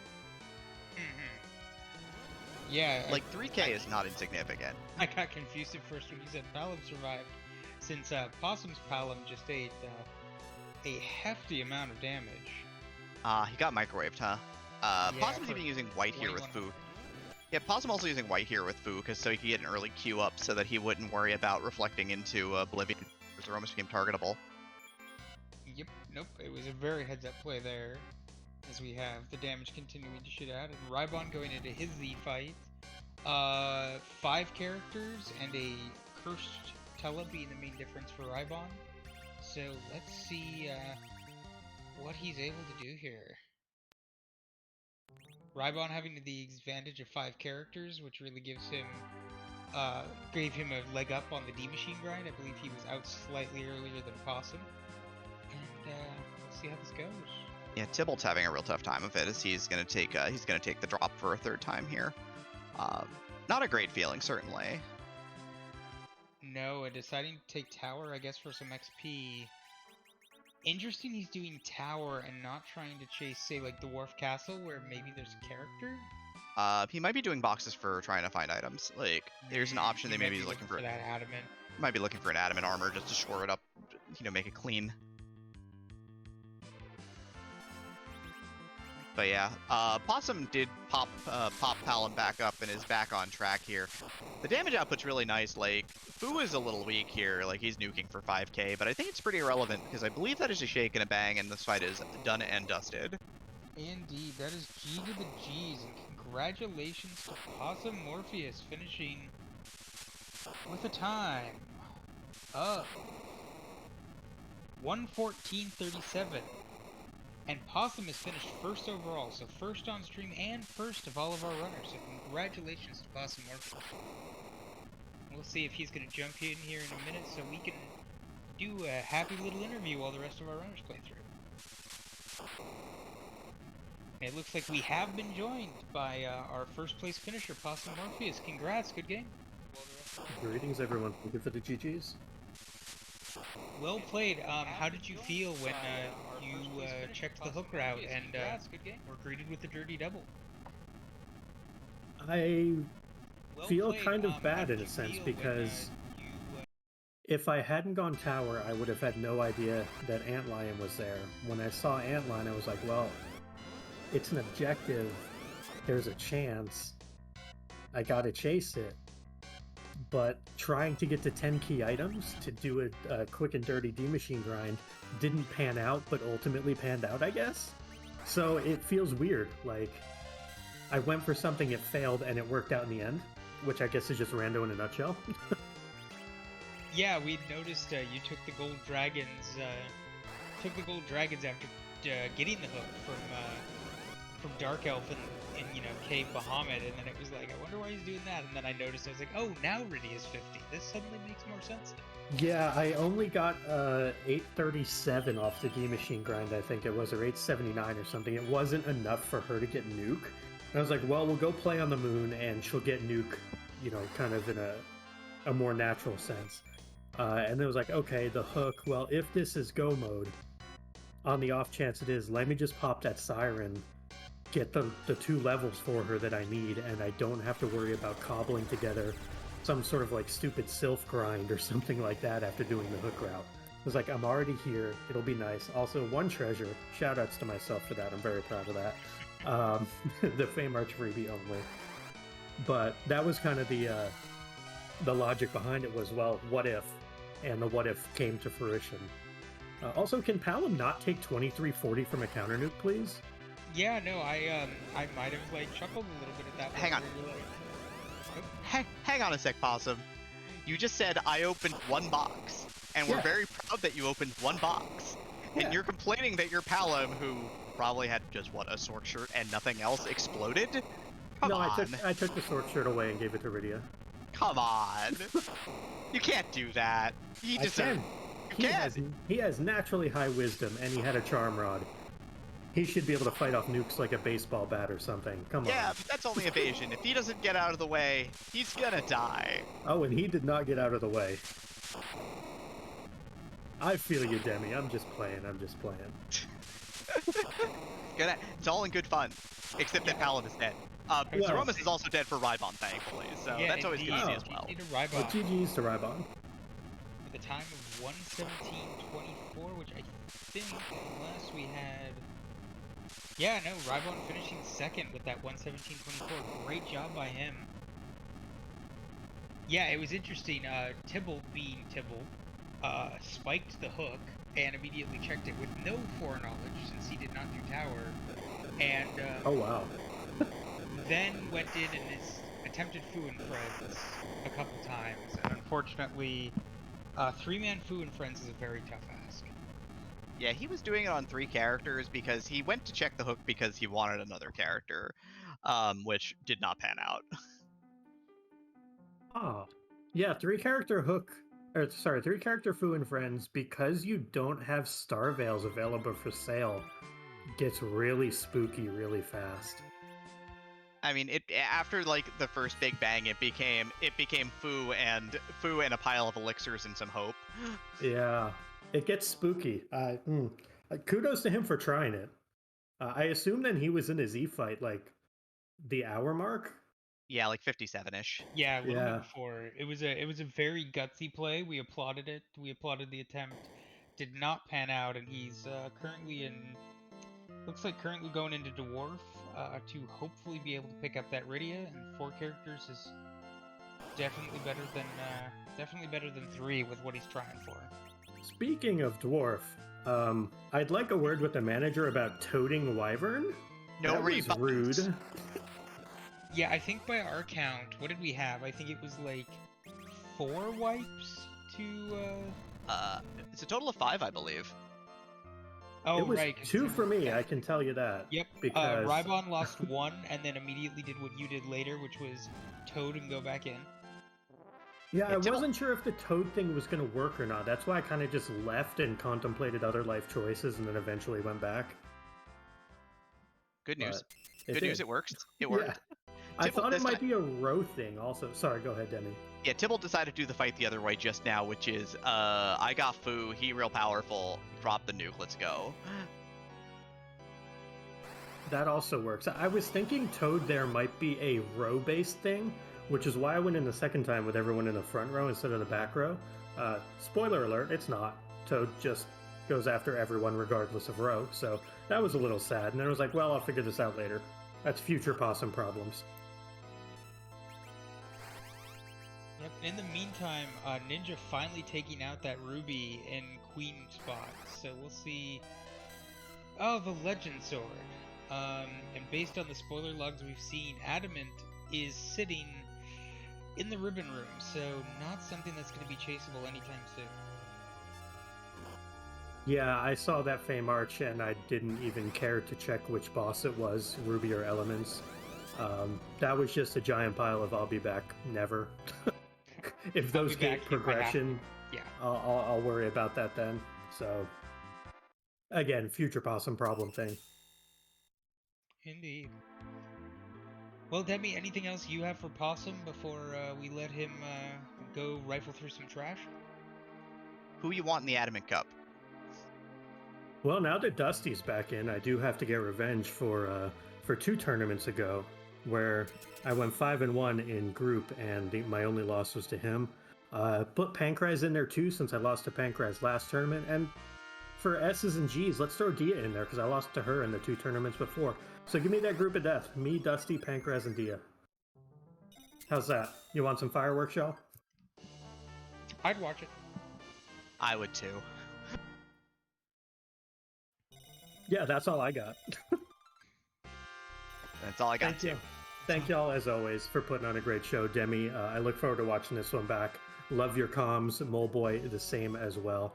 Charlie, thanks for restreaming. And Flax, thank you so much for everything you've done behind the scenes for the community as well as pushing the buttons tonight. So thank y'all, and everyone have a great night. Great, thank you so much.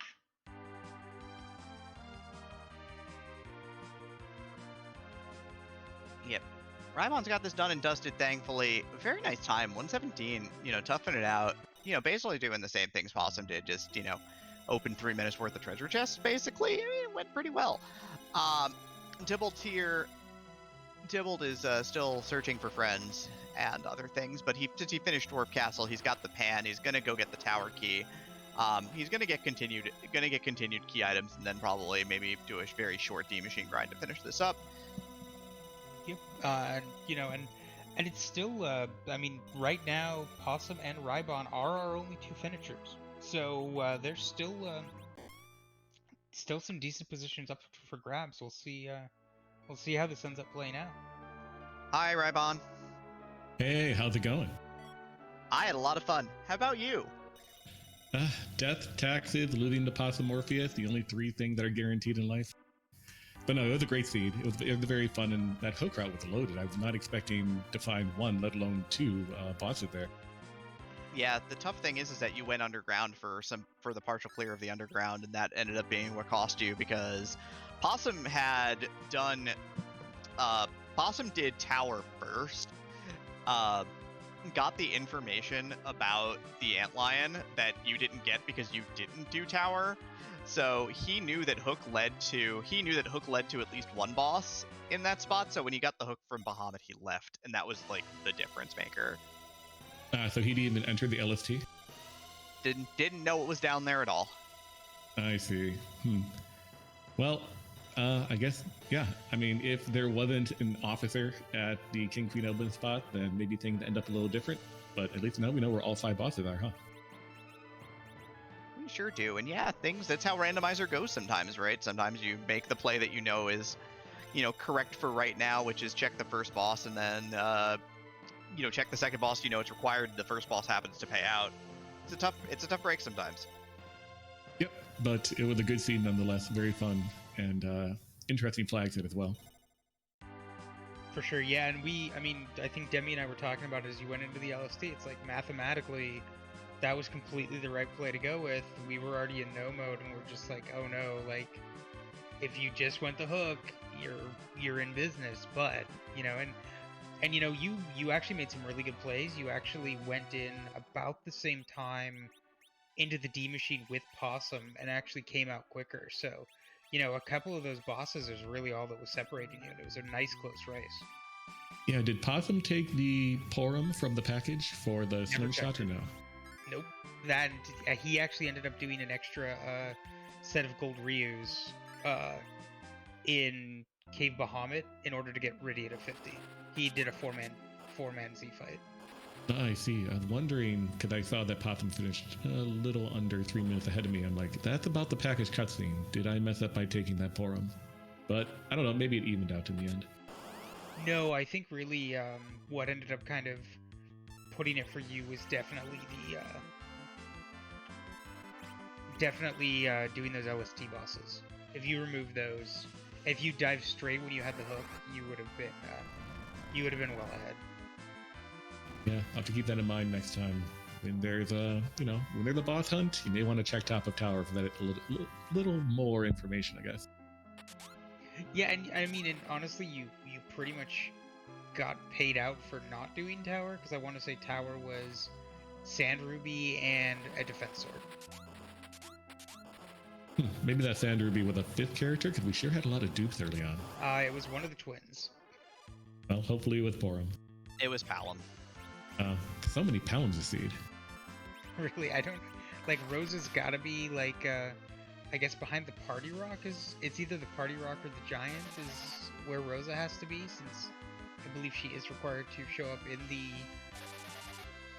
in the seed. And, oh dear, sorry, just to jump in, Tybalt having Fu get breathed by the mobiles doing the trap chest. That is unfortunate. Yeah, Quake goes off though. He's okay. Yeah, he made it out. But having 1 HP and 1 HP in this situation is not necessarily where you want to be. Well, Yeah, no, great run, Rybon. It was a great watch. Demi, anything else you have for Rybon? I'm gonna ask you the same question I asked Possum to end the interview. Who you want in the Adamant Cup? Not Pancrath. Give me anybody but Pancrath, please. Give me like your worst party. I mean, give me Dia, give me Possum, give me Flurry, give me Antidale. Just don't put Pancrath in my group, please. He's scary. Got it. Okay. Can't help you with that, but, you know, maybe your wishes may come true. They may not. Who can say? Fingers crossed, but I'm ready for the worst. But thank you all for the restream tonight. It was great. Hope you had fun, at least as much fun as I had, and hope to see you next time.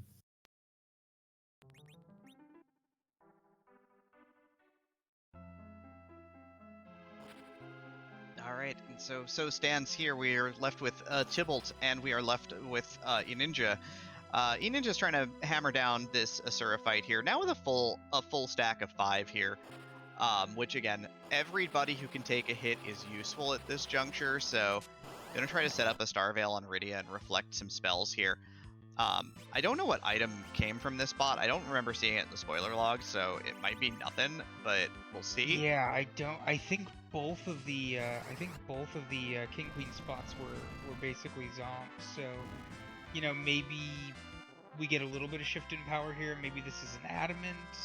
That would be really good, but we'll see what happens. In the meantime, we have Tybalt continuing despite trap chest. I think at this time is a little bit of a mini grind, and can we get Adamant Fu kind of has the feel. I mean, can we get Adamant Fu is kind of a feeling here. He's keeping that level 1 Rydia down, so that is his free anchor. Yeah, it is setting up these Quake casts so that he doesn't have to worry about anything on these encounter chests either, so he's having a good time of it. Eninja is through with the full party, dropping Asura at least, so he's through here. It's a glass mask. He is missing the Baron Throne, and that's that for that. There's a Tiara for Tybalt, not anything he can use at this point.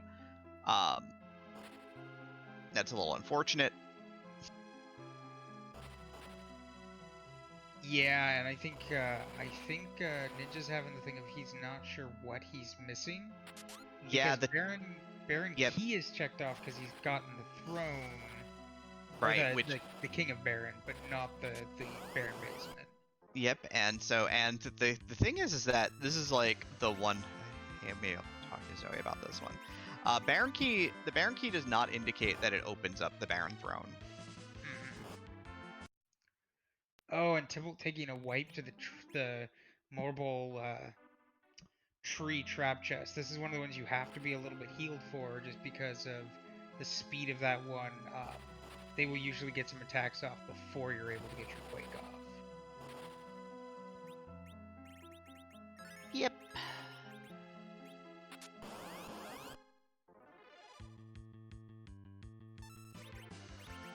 Here we do, same reverse, except this time we're going to actually heal first, which probably means he will pull this off with little problem. Yeah, taking 2 whole damage to... Okay, and he dodges the breaths, and Tybalt is through this one.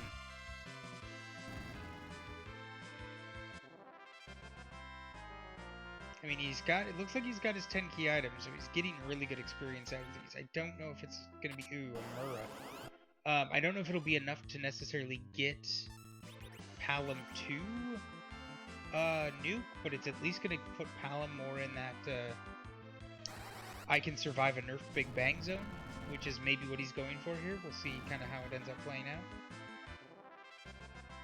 Yeah, every little bit helps here, certainly.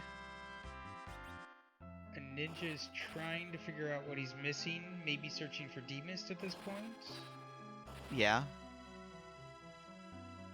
Boss we didn't see, by the way. We have no idea where Demist is. We know it's not here. We know that this is Paladin, but... Paladin.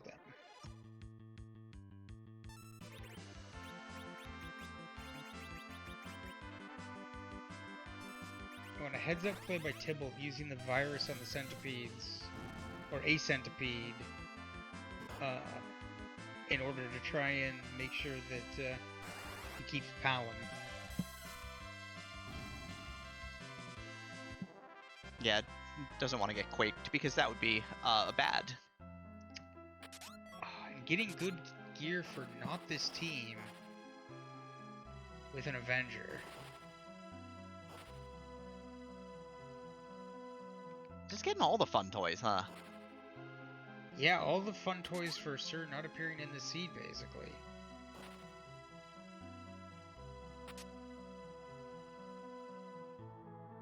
Oh, oh, Ninja, have you... Oh. Ninja double checking Baron in. Hopefully he can figure out exactly that he's missing the Baron basement, which is really the only check he has left available to him. Ooh, unfortunately, looks like he's about to fly away. Please go back. Ninja, please turn around.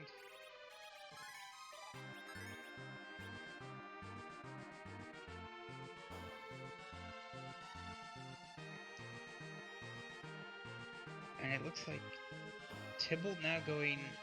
Did Tibble do the top of tower yet, or is he maybe going to take those Dark Imps for some easy XP? And that's probably the plan here. Also, it's just an item check at this point. Yeah, so I guess, like... So, Demarine, like, for your thoughts here, if you're Tibble, what is your goal? What would you be doing? I probably would have forfeited 10 minutes ago. I'm not gonna lie. This is the kind of thing that can kind of get under your skin, and I get frustrated. So, I would have given up. So I commend him for not doing that. Otherwise, it's just the only grind, like the most consistent grind on these flags is D machines, right? You've got Rydia, you've got Palom, you've got Fu. Just go, like, take this trio onto the Giant, get him a bunch of levels. Like who cares about optimal at this point? Just get him a pile of levels, get him to nukes, take them down, and then just go microwave Zeromus, like, quick and painless. Yeah, and I guess I want your thoughts too. Like, one of my thoughts is I know he's using Rydia as the easy anchor, but you've already got Tella kind of for that.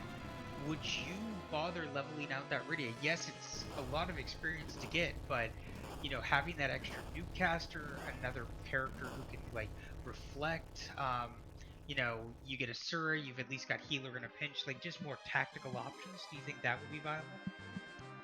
3 nuke casters is just that much faster on Zeromus, honestly. No, for sure. So this will be interesting to see what Tybalt ultimately ends up doing. As you can definitely feel like he's ramping up towards that Z fight, but it's hard to see how he's getting from point A to point B at this point.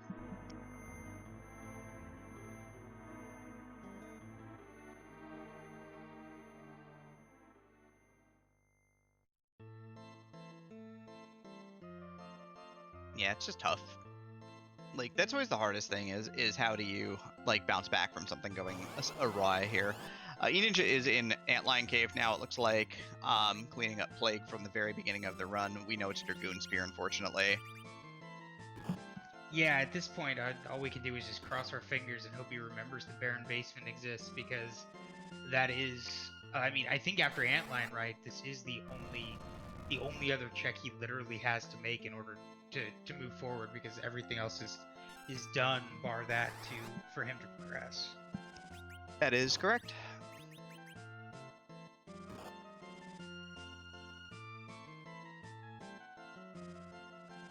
And I will say, like, major props to Tibble, because I'm with you, Demarine, that I would have forfeited after I failed the Fu and Friend strat. I know on stream a while ago I went for a extremely low level, you know, zero miss attempt, kind of in the Fu and Friends vein, and wiped at rocks, which felt incredibly bad. And so I ended up forfeiting just because, you know, it went awry. So definitely props to Tibble for really doing his best to clutch this out and still get a win here.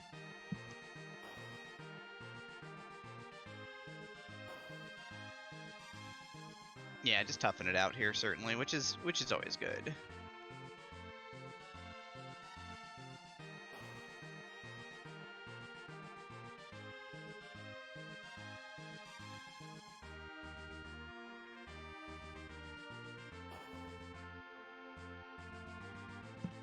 All right, so we've got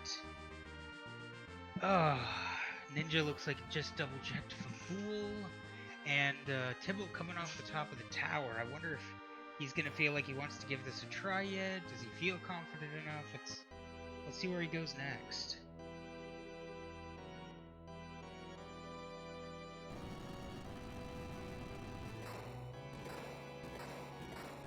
I mean, if you're looking for experience at this point, do you even just go, hey, I'm just going to spike some of the lunar trap chests? You know, he seems to be resisting the D machine grind, which, you know, with a Foo and with a Tella, that's the most obvious one. And you don't need a huge amount of experience to get Palom to where he wants him to be. But yeah, I'm wondering where he's gonna go. Well, it looks like we're gonna see another attempt from Tybalt now with these the more leveled Palom here. Absolutely.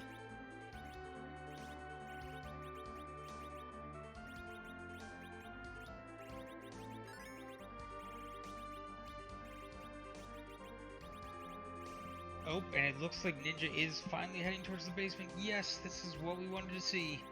So he will go head in there and to get his Darkness Crystal, which Yep. is definitely what he needs.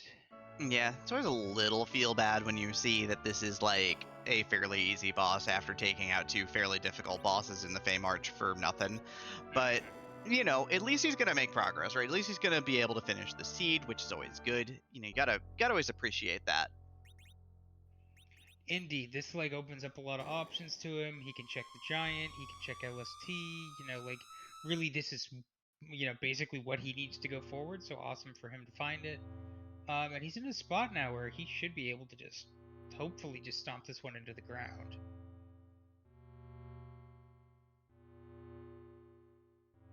That is generally the goal at this point. Yeah, but in the meantime, okay, so Tybalt putting himself back to 6, so we're gonna see another Foo and Friends attempt, and we'll see how this goes. I'm rooting for him at this point. Oh, for sure. You really want to see him just take him out, you know, especially, you know, the downside is even with all of that grinding, that's really just for Palom. You don't see much of a change in Foo's stats or his HP totals. So, we're still going to be relying on nerfs, we're going to be relying on those pieces, but having that Palom that now can survive a nerf Big Bang is actually really huge to really keep the damage rolling out. Even to the level of just not having food to have to throw elixirs on himself is a major gain in this set. Yeah, it just let the old MP flow, which is always handy here. Tybalt setting up. We've got the crystal coming from Anchor Radia here. Foo is second act, and that's a little awkward in Foo and Friends because you want to get him rolling as fast as possible. But yeah, he's gonna fire the Star Veil though while the crystal animation goes off. Yeah, and that's a fair play, right? Is, you know, you're hoping to get that set up. You want your wall on Foo, so it's either going to be somebody else casting a wall or the Star Veil. The advantage of the Star Veil being that it lasts twice as long as a wall cast, so you don't have to re-up it nearly as much. And I want to say they'll typically last until a black hole with Z speed, so that is another major advantage. Yep, so 2 Veils and a Silk Web out here for Tybalt. So he's got the Kid Veiled, he's got Foo Veiled. Gonna fire this nuke here. Right, so the counter nuke goes off, so there's the first 2,000 damage, which is great. Ninja's finally gonna pick up his Darkness Crystal, so that's great. He can go to the moon now, because he has just the moon to go here, and he's gonna go ahead and make some progress. He's got some decisions to make. Will he full clear the moon? You know, is he gonna see that hook and come back? We'll find out. Tybalt watches Tella get microwave for this time. Kind of unfortunate, but nature of all things, I guess. Well, and as targets go, it's like it's not great that happened, but at the same time, he's not banking on his Tella or his Radia here. This is the Foo and Palom show, and that's who he needs to have, you know, up. He's got him Star Veiled. They're safe from those counter nukes. It's just more a matter of throwing out everything, and with that nuke timing, this should be nerfed. Yeah, that looked really good. I mean, Radia's got a chance to survive with 30 hit. Oh wait, no, she really doesn't. But, yeah, that's a very nice damage roll. So not a big concern there at all. and really at this point he can start direct casting up until that, you know, kind of 40k spot where you start needing to actually just be really careful with your reflects, get the extra damage out, and you know, now with having a survivable Palom, you know, that really puts you in a spot where Palom can start throwing those healing items and really keeping everybody topped off in between those big bangs, and this is so much safer for Tybalt, and hopefully he's able to pull it out. Yeah, having the second character at 1200 hit points is kind of a big deal. Yeah. And just less slowdown, right? You can just continually see Fu continuing to cast nukes next to no slowdown. He's got the agility situation with the agility 1 Rydia that he knows he's going to have the time for Palom to throw that second elixir before things kick off. And hopefully he's able to get this nerf. Oh, there's the crystal going out for the nerf. And it looks like he's just saying, hey, Palom's lasted long enough. So this, we'll see how this goes. Yeah, I mean, that's all you can do at this point, right? Like, he's there to set you up, get the first elixir off onto Fu.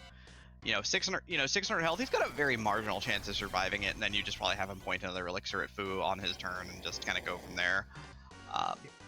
Almost close, but no cigar there as Fu starts dropping, and we'll see. I haven't been counting, but I'm sure Tybalt has been, so hopefully he's feeling good about kind of where the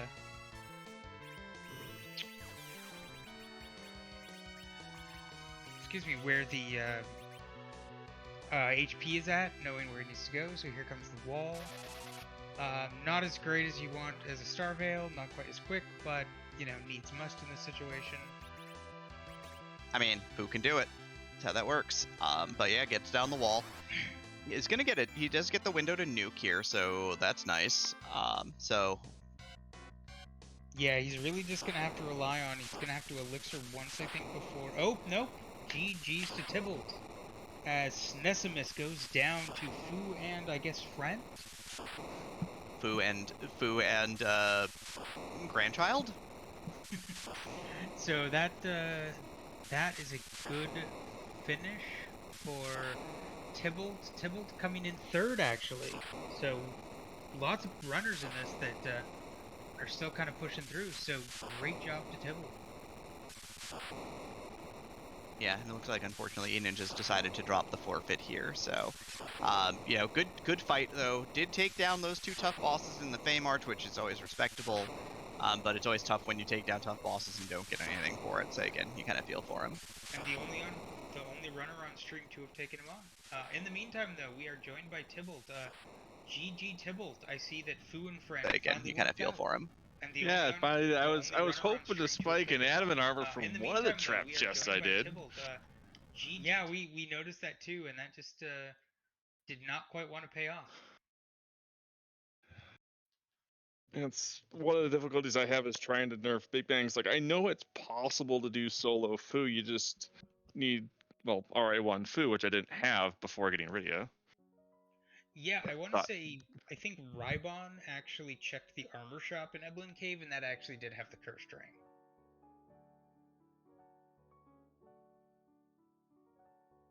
Yeah, that's the reason why I cleared out self going, give me an adamant armor, give me something. And might as well get levels on Palom too. Yeah, no, and you saw we all saw how much smoother that second attempt with the Palom that could actually survive a nerfed Big Bang just made it so much more straightforward in that way. Mm-hmm. Because yeah, if I had actually had an adamant armor the first few attempts, I would have gotten through it. That just having that adamant armor is just extra safety.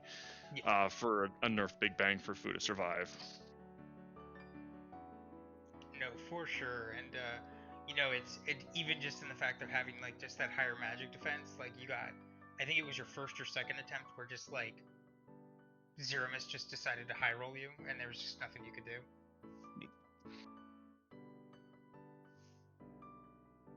Finding that hook and then going down the hook and going, oh crap, I've got go mode.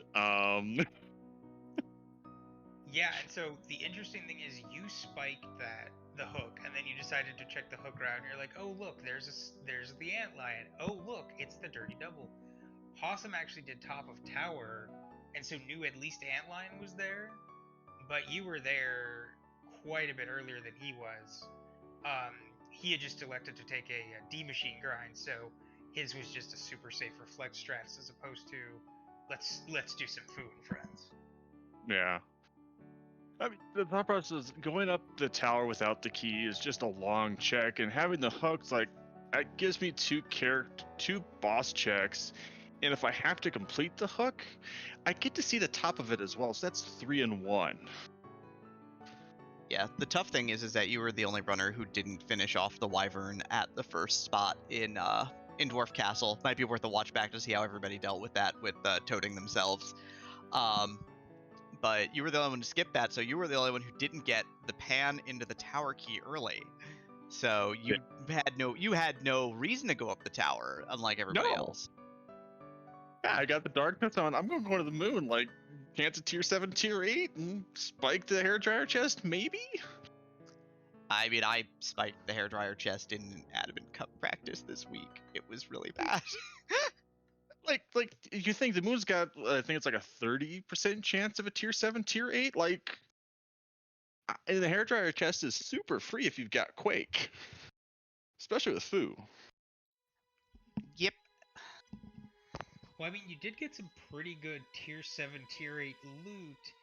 It just was for characters you couldn't get. Well, here's a defense sword. Here's a Masamune. Here's a Dragoon Lance. Here's an Avenger. I can't use. Hawk it all. I want elixirs. Infinite wealth is just infinite elixirs, huh? Yeah. No, it was a well-run race. We were really rooting for you when you were going in, just being like, come on, let's see some sweet, gutsy Foo and Friends action, and you tried your best, and, you still got third, so, like, great job on that. Yeah, I think spiking the early darkness with Luge going down the bottom, like, well, I don't think most people are going to do Baron this early. I'll do it.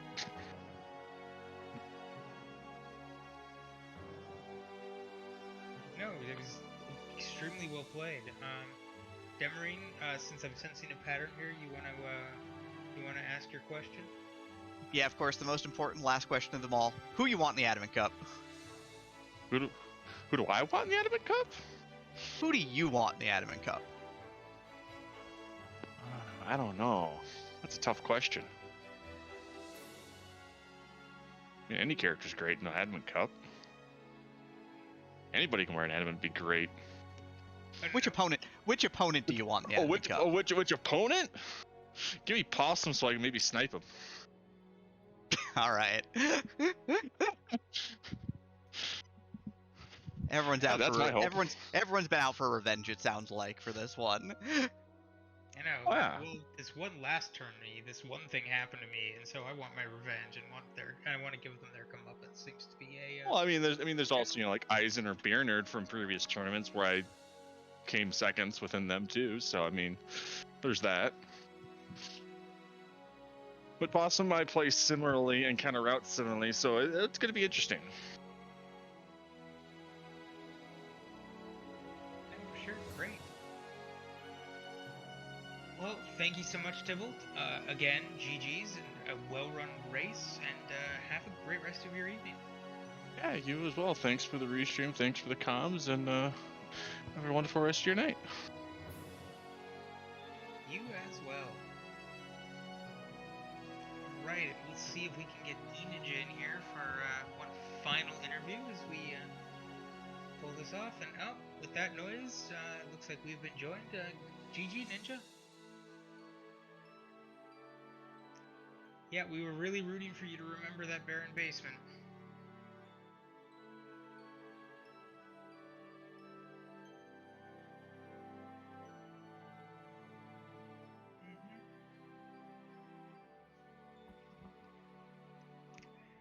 I will say, definitely props. You were the only runner on stream to attempt that double King Queen monster spot bosses, which were not the nicest this time, so great job clutching that out.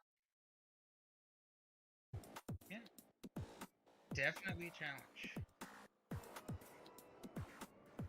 No, and I mean, props for sticking it out, and unfortunately they didn't have the goods, but they very well could have. So, you know, that's a heads up play there, and you gave it your best, and you know, Yeah, GG's and hats off to you. I'm not used to all mage parties. That's why I said I kind of have to start getting back into reflex strats because that could be a thing coming up into the tournament.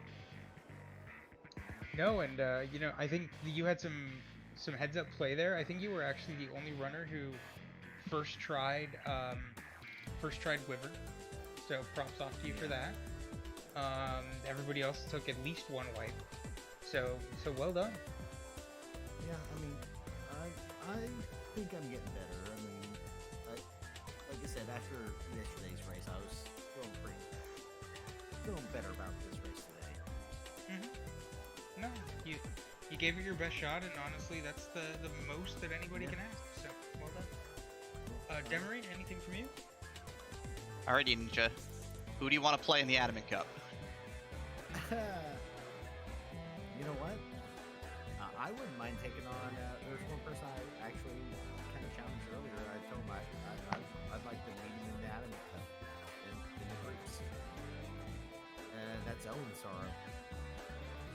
I'm calling out Elvin. Okay. Yes, I'm calling him out. I see you are a connoisseur of only the finest cook-hole captains. Exactly. Sadly, I cannot make that happen, but I wish you the best of luck. Yeah. Well, and thank you, everybody, the comms, the restream, the trackers, and everybody watching. And thank you very much. And have a good night. Yeah, thank you so much for jumping in and giving us an interview, Ninja. Yep. You have a good night.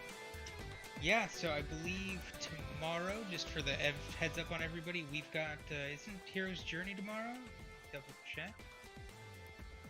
Yep, we've got Hero's Journey kicking off at noon Pacific, so be sure to tune in for that. It looks like Alchemy and CS Radical are going to be running you through the comms with the lovely Scala Kitty tracking, and Psychonaut, our crazy European brethren, kicking the restream, so that'll be awesome to see. And in the meantime, I believe we are going to be raiding over to Talgrad, who's doing some Adamant Cup practice. So, you know, jump in, give him your best wishes, and hopefully he's able to run a good seed there. In the meantime, I want to just say thank you so much, Demery, for joining me in the comm booth. Charlie, thank you so much for the restream, and Twisted Flags for tracking. It's been a joy this evening, and thank you all so much for taking out the time to watch this. Bye, buddy.